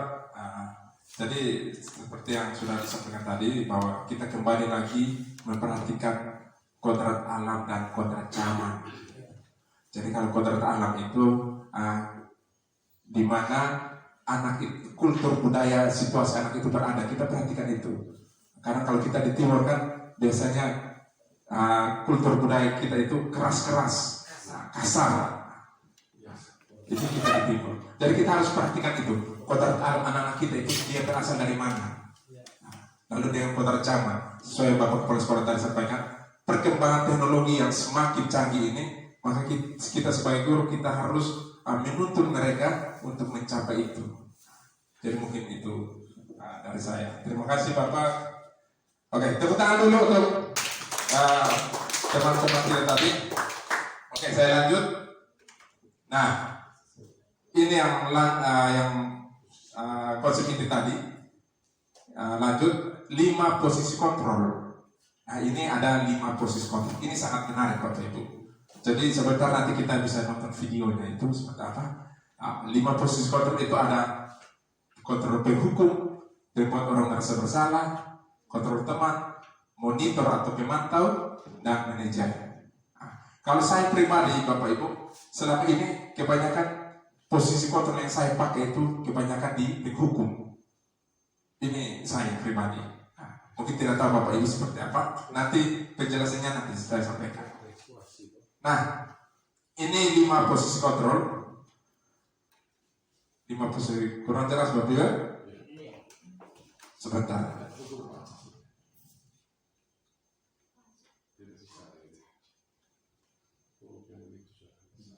Ya. Jadi kalau penghukum itu, saya dari sini saya Bapak Ibu. Jadi penghukum itu 5 posisi kontrol ini penghukum yang buat merasa bersalah, teman, pemantau, dan manajer. Nah, ini guru biasanya di penghukum itu dia mengkritik, menunjuk-nunjuk, menyakiti. Hei kamu, itu biasanya menghukum. Dia suaranya keras, suaranya itu di posisi menghukum. Nah, kalau membuat merasa bersalah itu dia mengatakan seharusnya kamu harus begini, kamu tidak kasih apa-apa. Kalau kamu buat seperti itu nanti Bapak ditegur, Bapak Kepala Sekolah. Nah, itu seperti membuat merasa bersalah seperti itu. Lalu teman, kalau teman itu kita menganggap dia itu teman dan dia juga menganggap kita seperti teman. Nah, nanti ada videonya.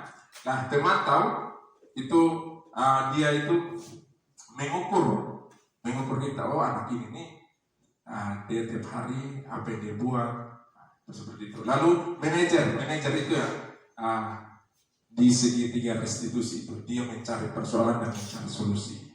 Oke. Nah, ini video untuk memperjelas supaya Bapak Ibu bisa lihat sendiri. Ini 5 posisi kontrol guru. Oke.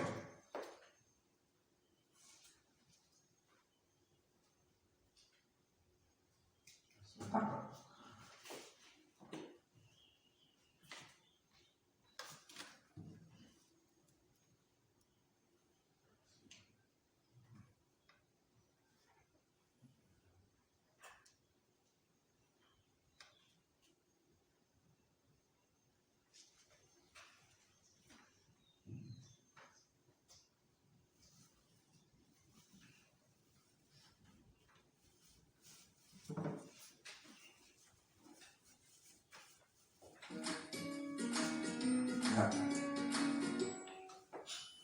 Salam bahagia Ibu dan Bapak guru hebat.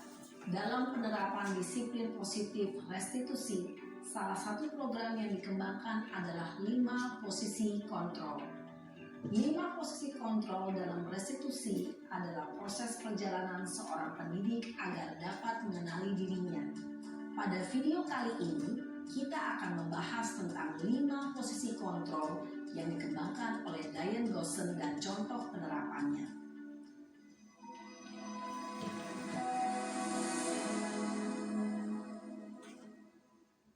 5 posisi kontrol itu adalah 1. Posisi penghukum, 2. Posisi pembuat merasa bersalah, 3. Posisi teman, 4. Posisi pemantau atau monitor, dan 5. Posisi manajer. Untuk lebih memahami kelima posisi tersebut, mari kita saksikan kasus Naren yang terlambat hadir 20 menit di sekolah dan melihat bagaimana kelima posisi kontrol dalam menghadapi masalah tersebut.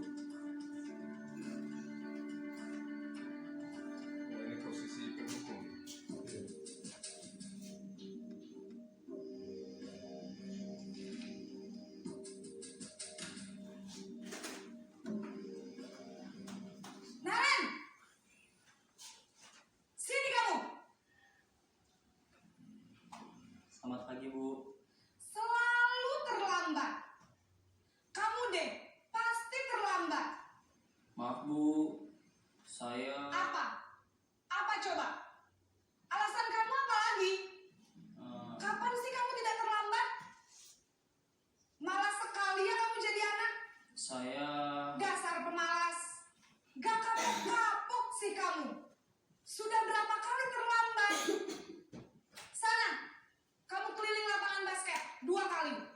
kenapa saya harus keliling lapangan basket Bu? Kenapa?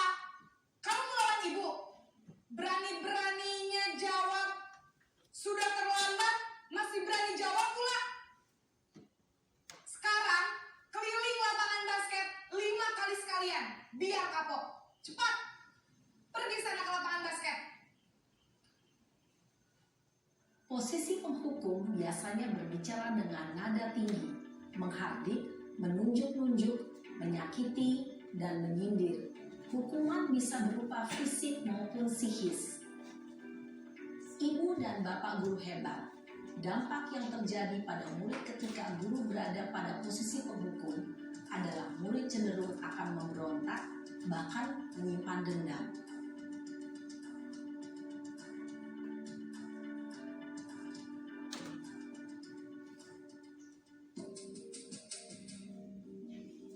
Posisi membuat merasa bersalah.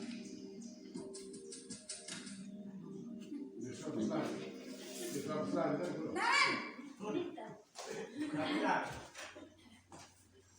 Sakit hati. Selamat pagi Bu. Naren. Kamu kenapa terlambat lagi, nak? Ya Tuhan, Naren. Kamu senang ya bikin ibu susah ya? Kalau kamu terlambat lagi, nanti ibu yang ditegur bapak kepala sekolah, nak. Disangka ibu tidak bisa membina kamu. Duh, gimana ini? Maaf Bu, Duh, Gusti Naren. Kamu suka ya kalau ibu ditegur bapak kepala sekolah? Terus, sekarang ibu harus tulis apa ini di buku absen? Ini kamu sudah sering terlambat loh. Ibu harus apa coba? maaf Bu, maaf sekali. Ya sudah, lain kali jangan bikin ibu susah lagi ya nak ya. Ibu tidak akan kuat lagi kalau kamu begini terus. Bisa jantungan kalau ibu tegur bapak kepala sekolah. Sana cepat ke kelas. Maaf ya Bu, maaf sekali. Posisi pembuat rasa bersalah berbicara dengan nada tenang, cenderung lembut. Namun kata-kata yang diutarakan membuat murid merasa menjadi orang yang gagal. Memandang buruk dirinya sendiri, merasa tidak berharga, dan tidak sanggup membahagiakan orang lain. Ketika guru mengambil posisi pembuat rasa bersalah, murid akan menganggap dirinya yang bersalah dan ia akan menyimpan emosi negatif tersebut di dalam dirinya.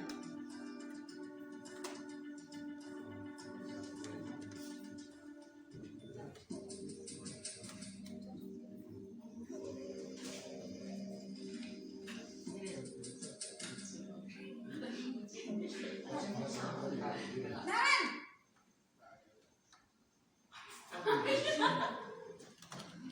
Selamat pagi Bu.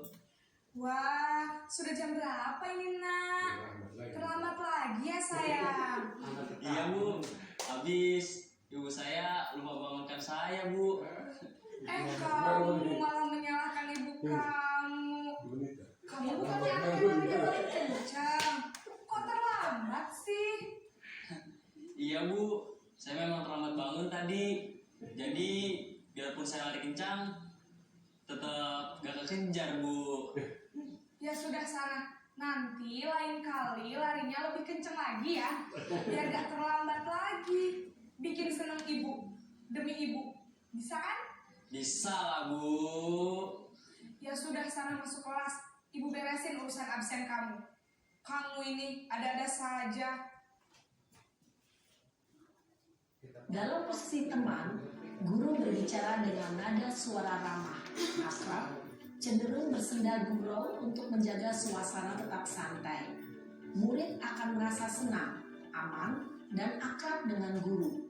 Identitas yang tercipta adalah identitas sukses atau berhasil. Namun, Perlu diingat, karena ini masih dorongan eksternal, maka ada faktor ketergantungan dari murid kepada orang tertentu. Di sini guru absennya, sehingga di lain waktu murid bisa berperilaku baik, namun hanya kepada orang-orang tertentu saja.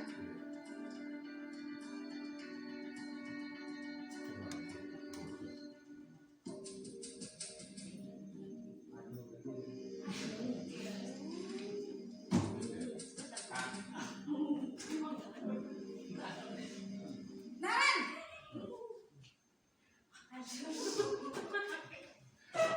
Selamat pagi Bu. Sama ini. Naren, apa peraturan sekolah kita tentang jam berapa kita harus masuk sekolah, nak? Kita harus di sekolah jam 7 Bu. Iya betul, sekarang sudah jam 7.20. Naren sudah tahu konsekuensinya jika terlambat hadir. Paham Bu, saya harus tinggal kelas pas jam istirahat selama 20 menit. Iya benar, konsekuensinya demikian. Jadi nanti jam 9.30 pas istirahat, kamu harus tinggal di kelas, kerjakan tugas tambahan untuk ketertinggalan kamu, ya? Baik Bu. Posisi pemantau mengandalkan penghitungan atau data untuk mengontrol murid. Guru mengarahkan murid berdasarkan peraturan dan konsekuensi. Seorang pemantau menunjukkan bahasa tubuh dan ekspresi wajah yang datar dan cenderung formal.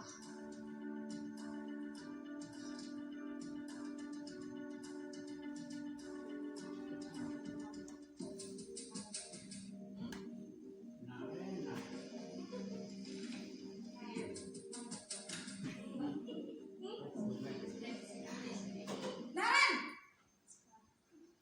Aduh. Selamat pagi Bu. selamat pagi Naren. Maaf Bu, saya terlambat. Iya, sekolah masuknya jam 7, sekarang sudah jam 7.20. Jadi sekarang bagaimana ini Naren? Maaf Bu, saya lupa setel alarm saya semalam. Baiklah, menurut kamu, keyakinan sekolah yang mana yang perlu kamu tingkatkan? Menghargai diri sendiri dan orang lain mungkin ya Bu. Setuju. Jadi, apakah Naren meyakini prinsip saling menghormati tersebut? Iya Bu, saya meyakininya. Apakah Naren bersedia memperbaiki masalah keterlambatan ini? Bersedia Bu. Bagaimana kamu akan perbaiki masalah keterlambatan ini? Besok kalau itu. Saya akan coba untuk tidak lupa menyetel alarm saya Bu. Baik, kalau Naren lupa menyetel alarm di rumah, ada orang yang kira-kira bisa bantu mengingatkan tidak? Ada Bu, kakak saya, Mama. Kak Ema. Ada lagi selain Kak Emma? Selain Kak Ema, Baru terlambat. Mama sebenarnya. ada ibu saya. Baik, jadi yang mengingatkan Naren adalah Kak Emma dan ibu kamu ya? Kira-kira akan mulai start alarm kapan nih Naren? Setelah pulang sekolah, akan segera saya lakukan. Baik, jadi Naren akan setel alarm untuk bangun besok pagi dan akan diingatkan oleh kakak dan ibunda Naren ya. Ada lagi yang mungkin perlu dilakukan Naren agar tidak terlambat bangun lagi. Tidak ada Bu. Baik Naren, terima kasih untuk kerjasama kamu. Sekarang kamu perlu kembali ke kelas untuk belajar. Baik Bu, terima kasih.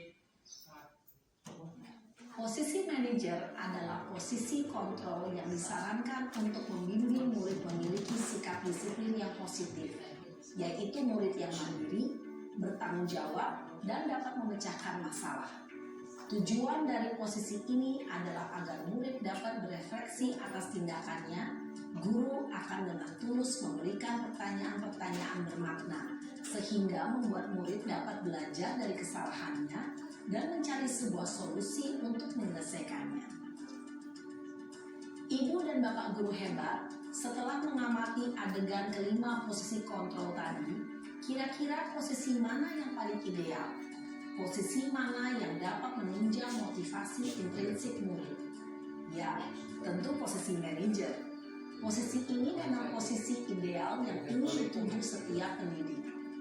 Pada posisi inilah, guru dapat menerapkan disiplin positif yang berpihak pada murid, yang memerdekakan murid.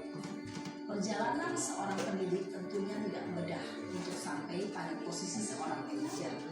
Namun, tujuan kita pasti, yaitu menciptakan murid-murid yang mandiri, merdeka, dan bertanggung jawab. Semoga penggambaran Jadi itu 5 posisi kontrol guru. Nah, pasti Bapak Ibu guru merasa berpikir, saya ada di posisi mana? Nah, kita merenung sendiri, kira-kira kita itu tadi dari 5 posisi kontrol, kita berada di posisi mana? Apakah kita sudah pernah melakukan sudah sampai di kelima itu, posisi kontrol itu, sudah pernah melakukan itu, mulai dari penghukum, membuat merasa bersalah, teman, pemantau, dan manajer. Ya, jadi itu kita bisa renungkan bersama. Nah, yang berikut restitusi. Apa itu restitusi? Restitusi adalah proses menciptakan kondisi bagi murid untuk memperbaiki kesalahan mereka sehingga mereka bisa kembali pada kelompok mereka dengan karakter yang lebih kuat. Itu dari pakar Gosek. Nah, jadi ini menciptakan kondisi mereka. Nah, kita bisa memperbaiki kesalahan mereka supaya mereka jangan mengulangi kesalahan mereka itu lagi. Jadi itu namanya restitusi. Nah, ini 9 ciri-ciri restitusi. Nah, restitusi itu bukan untuk menebus kesalahan, namun untuk belajar dari kesalahan. Jadi dia itu bukan menebus kesalahannya yang dia buat itu, tetapi dia belajar dari kesalahan. Lalu yang berikut memperbaiki hubungan dan tawaran, bukan paksaan. Jadi restitusi itu kita sebagai guru memberikan tawaran. Bagaimana kalau kau melakukan solusi seperti ini? Seperti itu. Bukan paksaan ya Bapak Ibu. Lalu restitusi menuntut untuk melihat ke dalam diri. Yang berikut restitusi mencari kebutuhan dasar yang mendasari tindakannya. Jadi dia cari kebutuhan dasar. Misalkan anak terlambat datang sekolah. Jadi kebutuhan dasar yang mendasari tindakan itu, misalkan dia tadi malam itu dia main HP atau nonton TV sampai malam sehingga dia pagi-pagi dia datang terlambat. Jadi dia mendasari tindakan. Lalu berikut restitusi diri adalah cara yang paling baik untuk memperbaiki diri. Restitusi fokus pada karakter, bukan tindakan. Berikut restitusi fokus pada solusi. Dan yang terakhir, restitusi mengembulikan murid yang berbuat salah pada kelompoknya. Jadi ini ciri-ciri restitusi. Kalau ada guru yang sudah berbuat begini, sudah melakukan tindakan seperti ini, berarti dia sudah sampai pada tahap restitusi. Oke, jujur saya selama ini saya belum pernah melakukan seperti ini. Lalu yang berikut, nah ini ada segitiga restitusi Bapak. Nah, segitiga restitusi ini ada 3 komponen yang paling penting di situ, yaitu yang pertama menstabilkan identitas, lalu yang kedua validasi tindakan yang salah, dan yang ketiga menanyakan keyakinan. Biasanya kalau di kalimat menstabilkan identitas itu pastinya muncul pertanyaan, setiap orang pasti pernah melakukan kesalahan. Itu kita menstabilkan identitas keadaan. Kamu bukan satu-satunya yang pernah melakukan ini. Jadi misalnya ada anak yang salah, ada anak yang berbuat salah. Jadi kita memberikan motivasi kepada anak kita bahwa setiap orang itu pasti pernah melakukan kesalahan. Kamu juga bukan satu-satunya yang pernah melakukan ini. Jadi itu menstabilkan identitas. Lalu yang berikut, validasi tindakan yang salah. Biasanya kalimat yang muncul, kamu tentu punya alasan mengapa melakukan itu. Misalnya tadi yang terlambat tadi, kenapa kamu melakukan itu? Karena tadi malam saya main HP, tadi malam saya nonton TV. Seperti itu. Adakah cara yang lebih efektif untuk mendapatkan apa yang kamu butuhkan? Itu validasi tindakan yang salah. Lalu yang berikut, menanyakan keyakinan. Ini yang terakhir ya, menanyakan keyakinan. Nilai-nilai apa yang telah kita sepakati? Nilai-nilai apa yang kita sudah sepakati? Kamu ingin menjadi orang yang seperti apa? Jadi dia menanyakan dulu nilai-nilai yang sudah kita sepakati bersama. Lalu ketika dia ingin merubah dirinya, pasti akan bertanya, kamu ingin menjadi orang yang seperti apa? Seperti itu. Itu namanya segitiga restitusi. Nah, ini segmen terakhir ya, mungkin ya Bapak Ibu. Ini adalah video tentang segitiga restitusi. Ini video terakhir Bapak Ibu. Tetap semangat Bapak Ibu. Oke.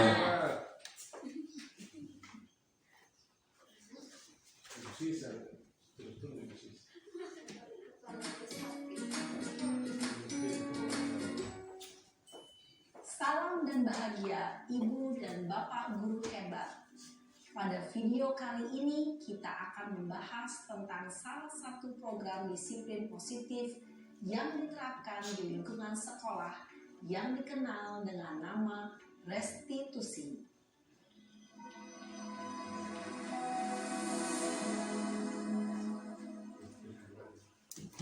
Restitusi dikembangkan oleh pakar pendidikan Diane Gosson, berlandaskan pada teori kontrol Dr. William Glasser.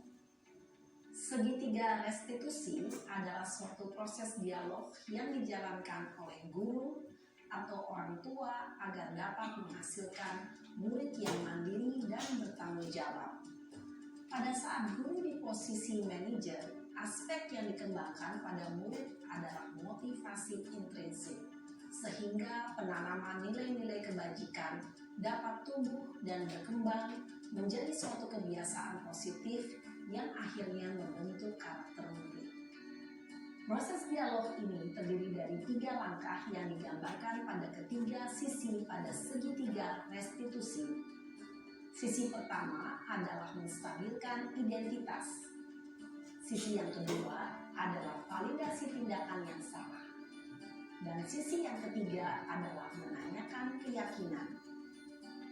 Ibu dan Bapak guru, berikut ini akan ditunjukkan bagaimana seorang guru berada dalam posisi manajer menggunakan penerapan segitiga restitusi.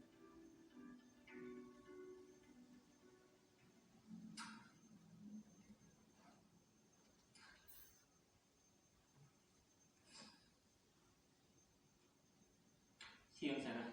Siang Pak. Sudah lama nggak ketemu Sarah. Kenapa hari ini ada di sini? Kesel Pak, kesel banget. Masa aku dikatain tukang fitnah Pak? Ya aku marah lah. Aku balik katain Eka di depan kelas. Kesel banget. Oh begitu. Ya pasti kamu marah dan kesal. Bapak juga akan marah apabila ada yang menuduh Bapak seperti itu. Kemudian pada saat itu kamu mau melakukan apa? Ya saya langsung ngatain Eka lah Pak. Kesel banget. Saya betak-betak dia depan teman-teman lain. Oh begitu. Pasti kamu melakukan seperti itu tindakan yang salah. karena suatu alasan tertentu bukan? Iyalah, masa saya diam saja Pak? Ya saya bela diri lah. Masa saya dituduh tukang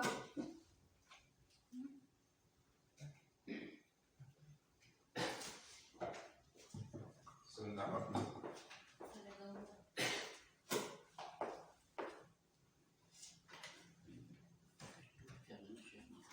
Ibu dan Bapak guru yang dikenal. Restitusi dikembangkan oleh pakar pendidikan atau orang tua agar dapat menghasilkan murid yang mandiri dan bertanggung jawab. Pada saat guru di posisi manajer, aspek yang dikembangkan pada murid adalah motivasi intrinsik, sehingga penanaman nilai-nilai kebajikan dapat tumbuh dan berkembang menjadi suatu kebiasaan positif yang akhirnya membentuk karakter murid. Proses dialog ini terdiri dari 3 langkah yang digambarkan pada ketiga sisi pada segitiga restitusi. Sisi pertama adalah menstabilkan identitas. Sisi yang kedua adalah validasi tindakan yang salah. Dan sisi yang ketiga adalah menanyakan keyakinan. Ibu dan Bapak guru, berikut ini akan ditunjukkan bagaimana seorang guru berada dalam posisi manajer menggunakan penerapan segitiga restitusi.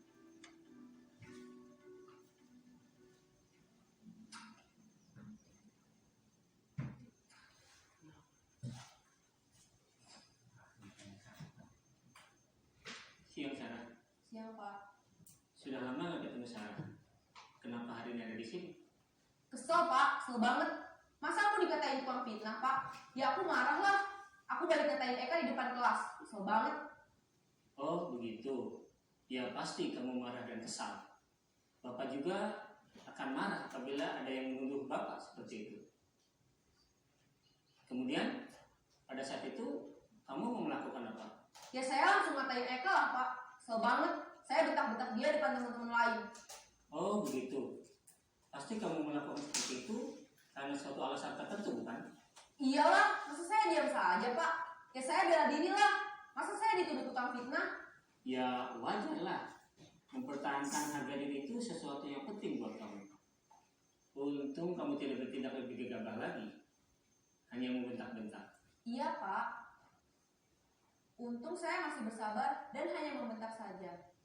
Sudah gemes padahal. Saya pasti bela diri lah. Ya pasti ya. Tapi kamu memilih untuk tetap bertahan dan bersabar. Kamu memilih untuk tidak berbuat lebih parah lagi bukan? Iya. Nah, sekarang coba kita lihat lagi tindakan kamu yang bentak-bentak Eka di kelas. Tindakan kamu itu kira-kira sesuai dengan keyakinan kelas atau prinsip kamu tidak? Enggak lah Pak. Capek Pak jadi pemarah. Jadi keyakinan atau prinsip mana yang kurang sesuai dengan keinginan kamu? Ya, saya sebenarnya sangat menghargai orang lain. Mungkin saat itu saya menjadi emosi, jadi tidak menunjukkan sikap itu. Kamu meyakini tidak? Menghargai orang lain itu penting buat kamu. Yakinlah Pak. Iya, setuju. Kita harus saling menghargai. Namun, ada juga keyakinan yang kita sepakati yang perlu kita jalankan apabila kita sedang marah, bukan? Ya, saya bisa lebih proaktif, mulai dengan diri sendiri. Saya bisa jadi lebih bersabar, mengambil waktu jeda untuk berpikir mau apa selanjutnya. Kira-kira kamu bersedia memperbaiki masalah ini tidak? Bersedia Pak. Kalau kamu memperbaiki masalah ini, kamu akan menjadi orang seperti apa? Saya akan menjadi orang yang bertanggung jawab kali ya Pak. Dan senantiasa proaktif. Iya, menurut kamu bagaimana rasanya menjadi orang seperti itu? Ya nyaman lah, bangga bisa bersabar dan menahan diri. Baiklah kalau begitu. Yuk kita pikirkan bagaimana memperbaiki masalah ini.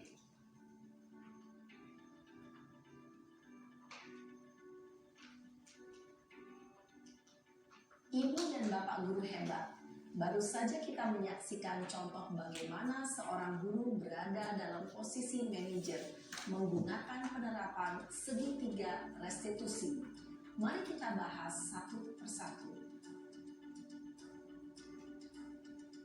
Pada sisi pertama, menstabilkan identitas berdasarkan pada prinsip bahwa membuat kesalahan adalah bagian dari proses pembelajaran. Sisi pertama dari segitiga ini berperan menggeser identitas murid dari identitas gagal ke identitas sukses. Murid yang sedang bertingkah laku yang tidak pantas atau menarik diri saat itu sedang mengalami identitas gagal. Bila kita mengkritiknya, maka posisinya tidak akan berubah. Kita bisa mengajukan pernyataan-pernyataan ini.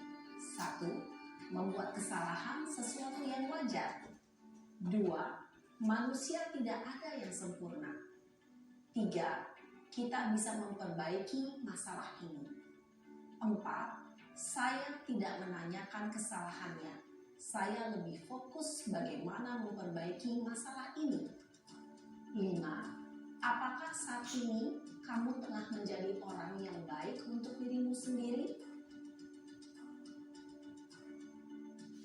Pada sisi kedua, validasi tindakan yang salah berlandaskan pada prinsip bahwa setiap perilaku berupaya memenuhi suatu kebutuhan tertentu.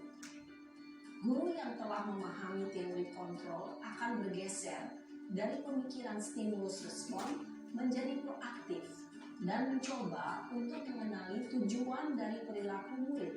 Mengenali dan mengakui kebutuhan murid ini dapat memperbaiki hubungan dengan murid tersebut. Pernyataan atau pertanyaan bisa disampaikan dengan nada suara tidak menghakimi atau memojokkan, sehingga dapat mengembalikan murid pada posisi positif. 1. Kamu bisa saja bertindak lebih gegabah lagi dari ini. 2. Kamu bukan melakukannya tanpa suatu alasan tertentu. 3. Kamu melakukannya karena mempertahankan sesuatu yang penting bagimu. 4. Mungkin kamu bisa mempelajari suatu perilaku baru yang lebih efektif. Bersediakah kamu mempelajarinya? Selanjutnya, kita akan simak sisi terakhir, yaitu menanyakan keyakinan. Teori kontrol menyatakan bahwa pada dasarnya kita termotivasi secara intrinsik. Pada saat perilaku yang salah telah divalidasi dan identitas sukses telah stabil, maka murid telah siap mengaitkan keyakinan-keyakinannya dengan tindakannya yang salah, dan pemikirannya telah bergeser ingin menjadi orang yang dituju. Pertanyaan-pertanyaan ini dapat mengaitkan keyakinan-keyakinan yang dianut murid. 1. Sebagai keluarga atau kelas, apa yang kita yakini? 2. Nilai-nilai apa yang telah kita sepakati? 3. Seperti apa gambaran sebuah kelas yang ideal bagi kamu? 4. Kamu ingin menjadi orang seperti apa?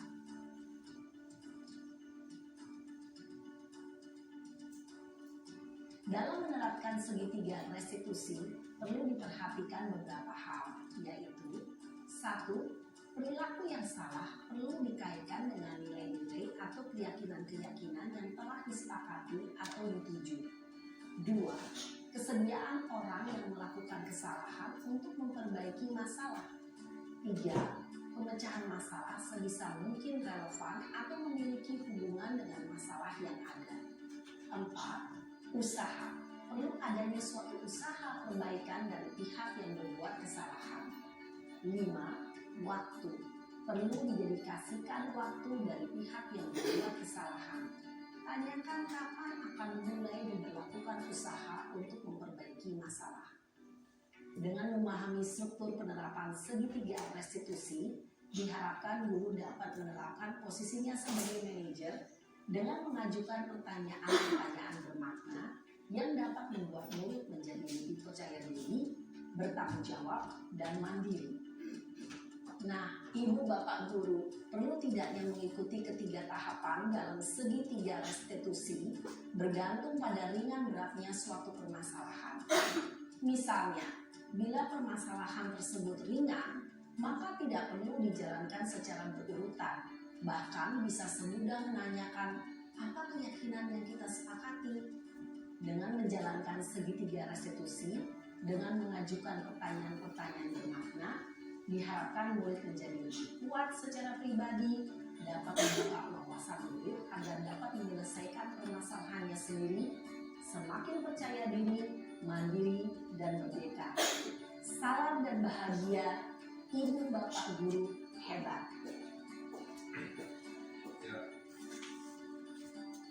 Baik, itu tadi video. Jadi apapun yang kita lakukan Bapak Ibu, kalau tidak ada motivasi intrinsik dari dalam siswa, maka itu bisa dibilang percuma. Karena setiap orang itu harus, kalau ingin berubah, kalau ingin disiplin, maka harus memiliki motivasi dari dalam dirinya. Ya, jadi itu tadi video mungkin sebagai renungan untuk kita semua. Mulai dari sekarang kita coba dulu apa yang kita nanti lakukan untuk anak-anak kita. Jadi di akhir kegiatan ini mungkin saya meminta Bapak Kepala Sekolah untuk memberikan tanggapan terkait dengan materi kita hari ini. Silakan Bapak.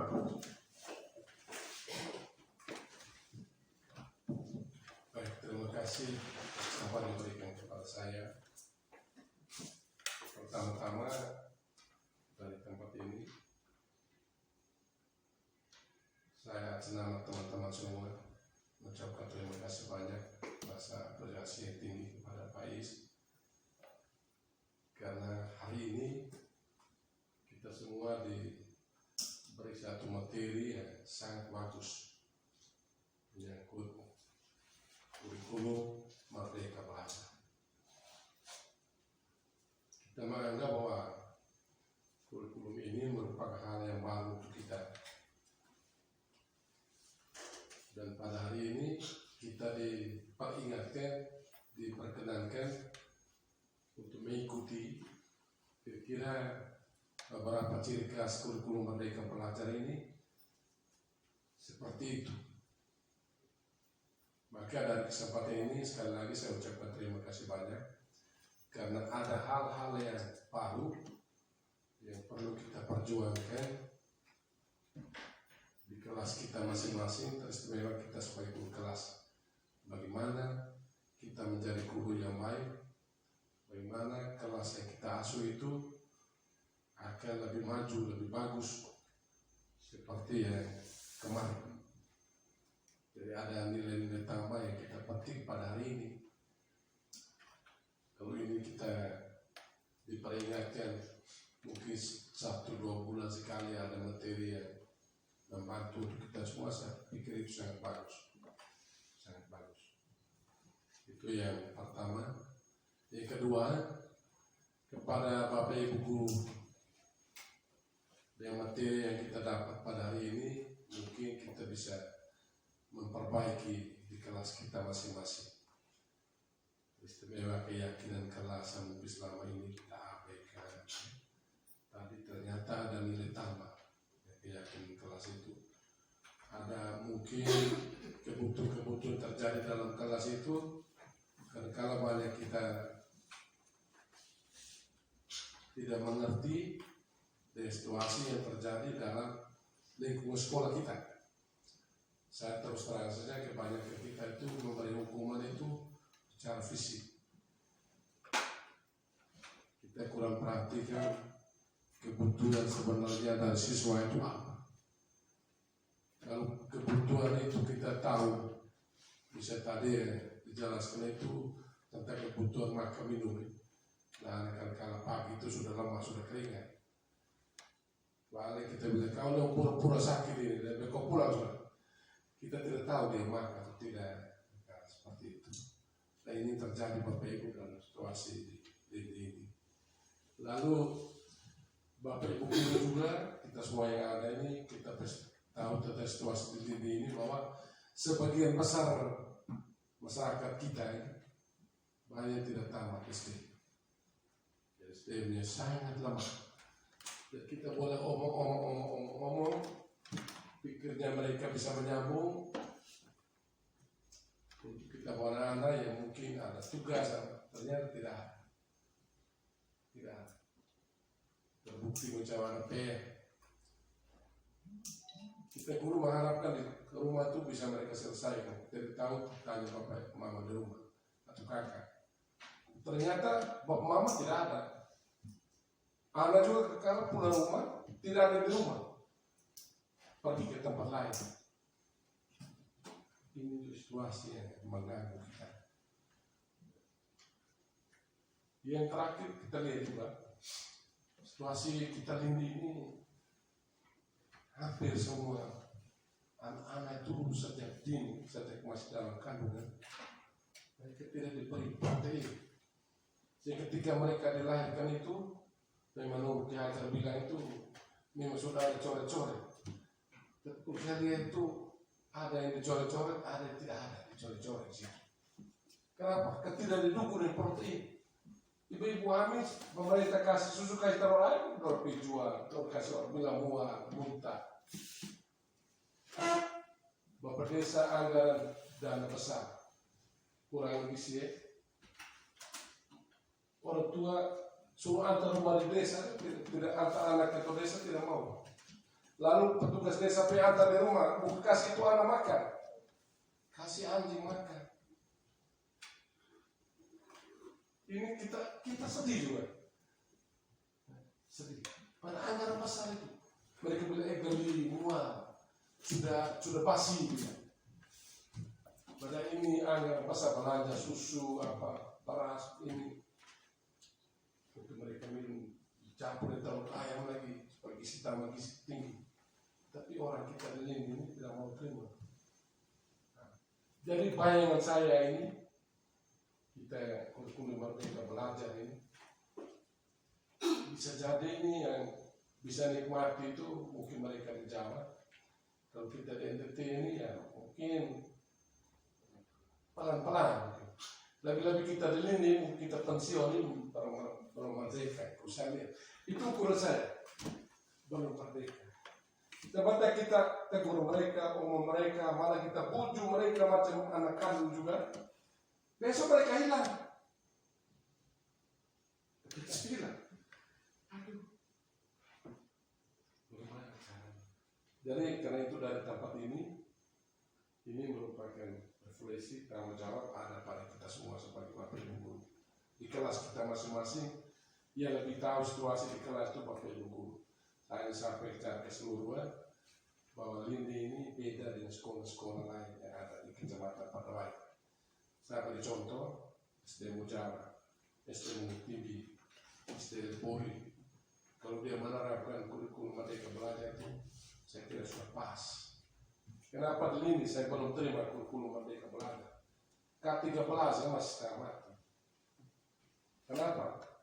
Karena motivasi dari orang tua itu tidak ada.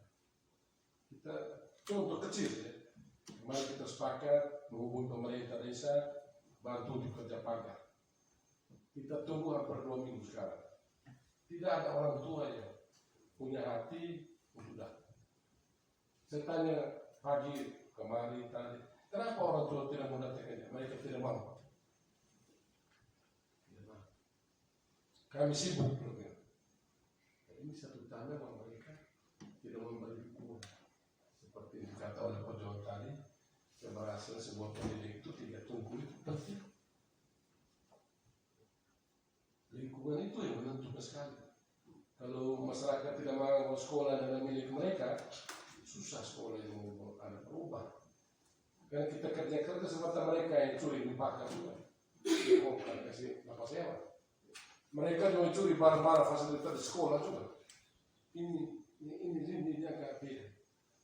Jadi saya berterima kasih pada Pak Ismail.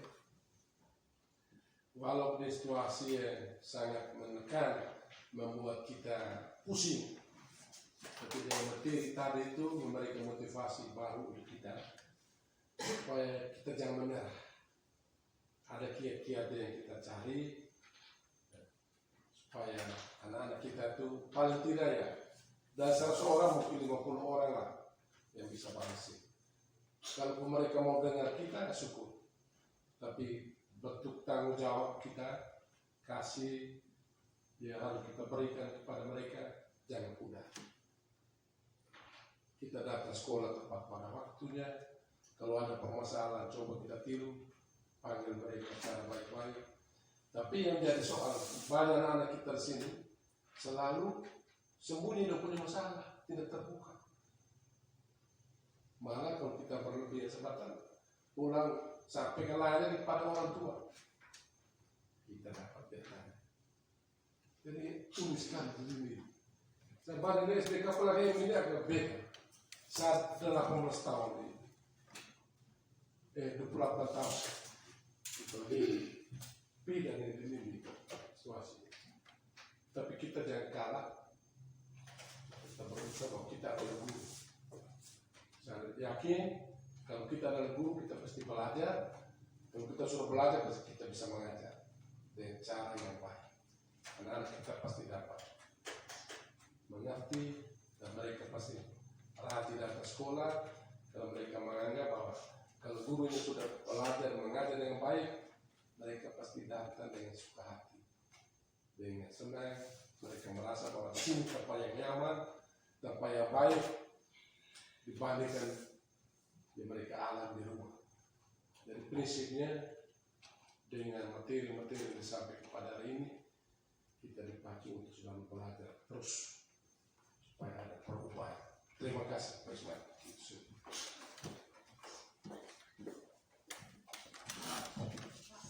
Ya baik, terima kasih Bapak Kepala sudah memberikan refleksi. refleksi untuk kegiatan kita hari ini. Jadi Bapak Ibu, pada intinya yaitu kita adalah guru. Jadi kita guru, pastinya kita harus menuntut anak-anak kita.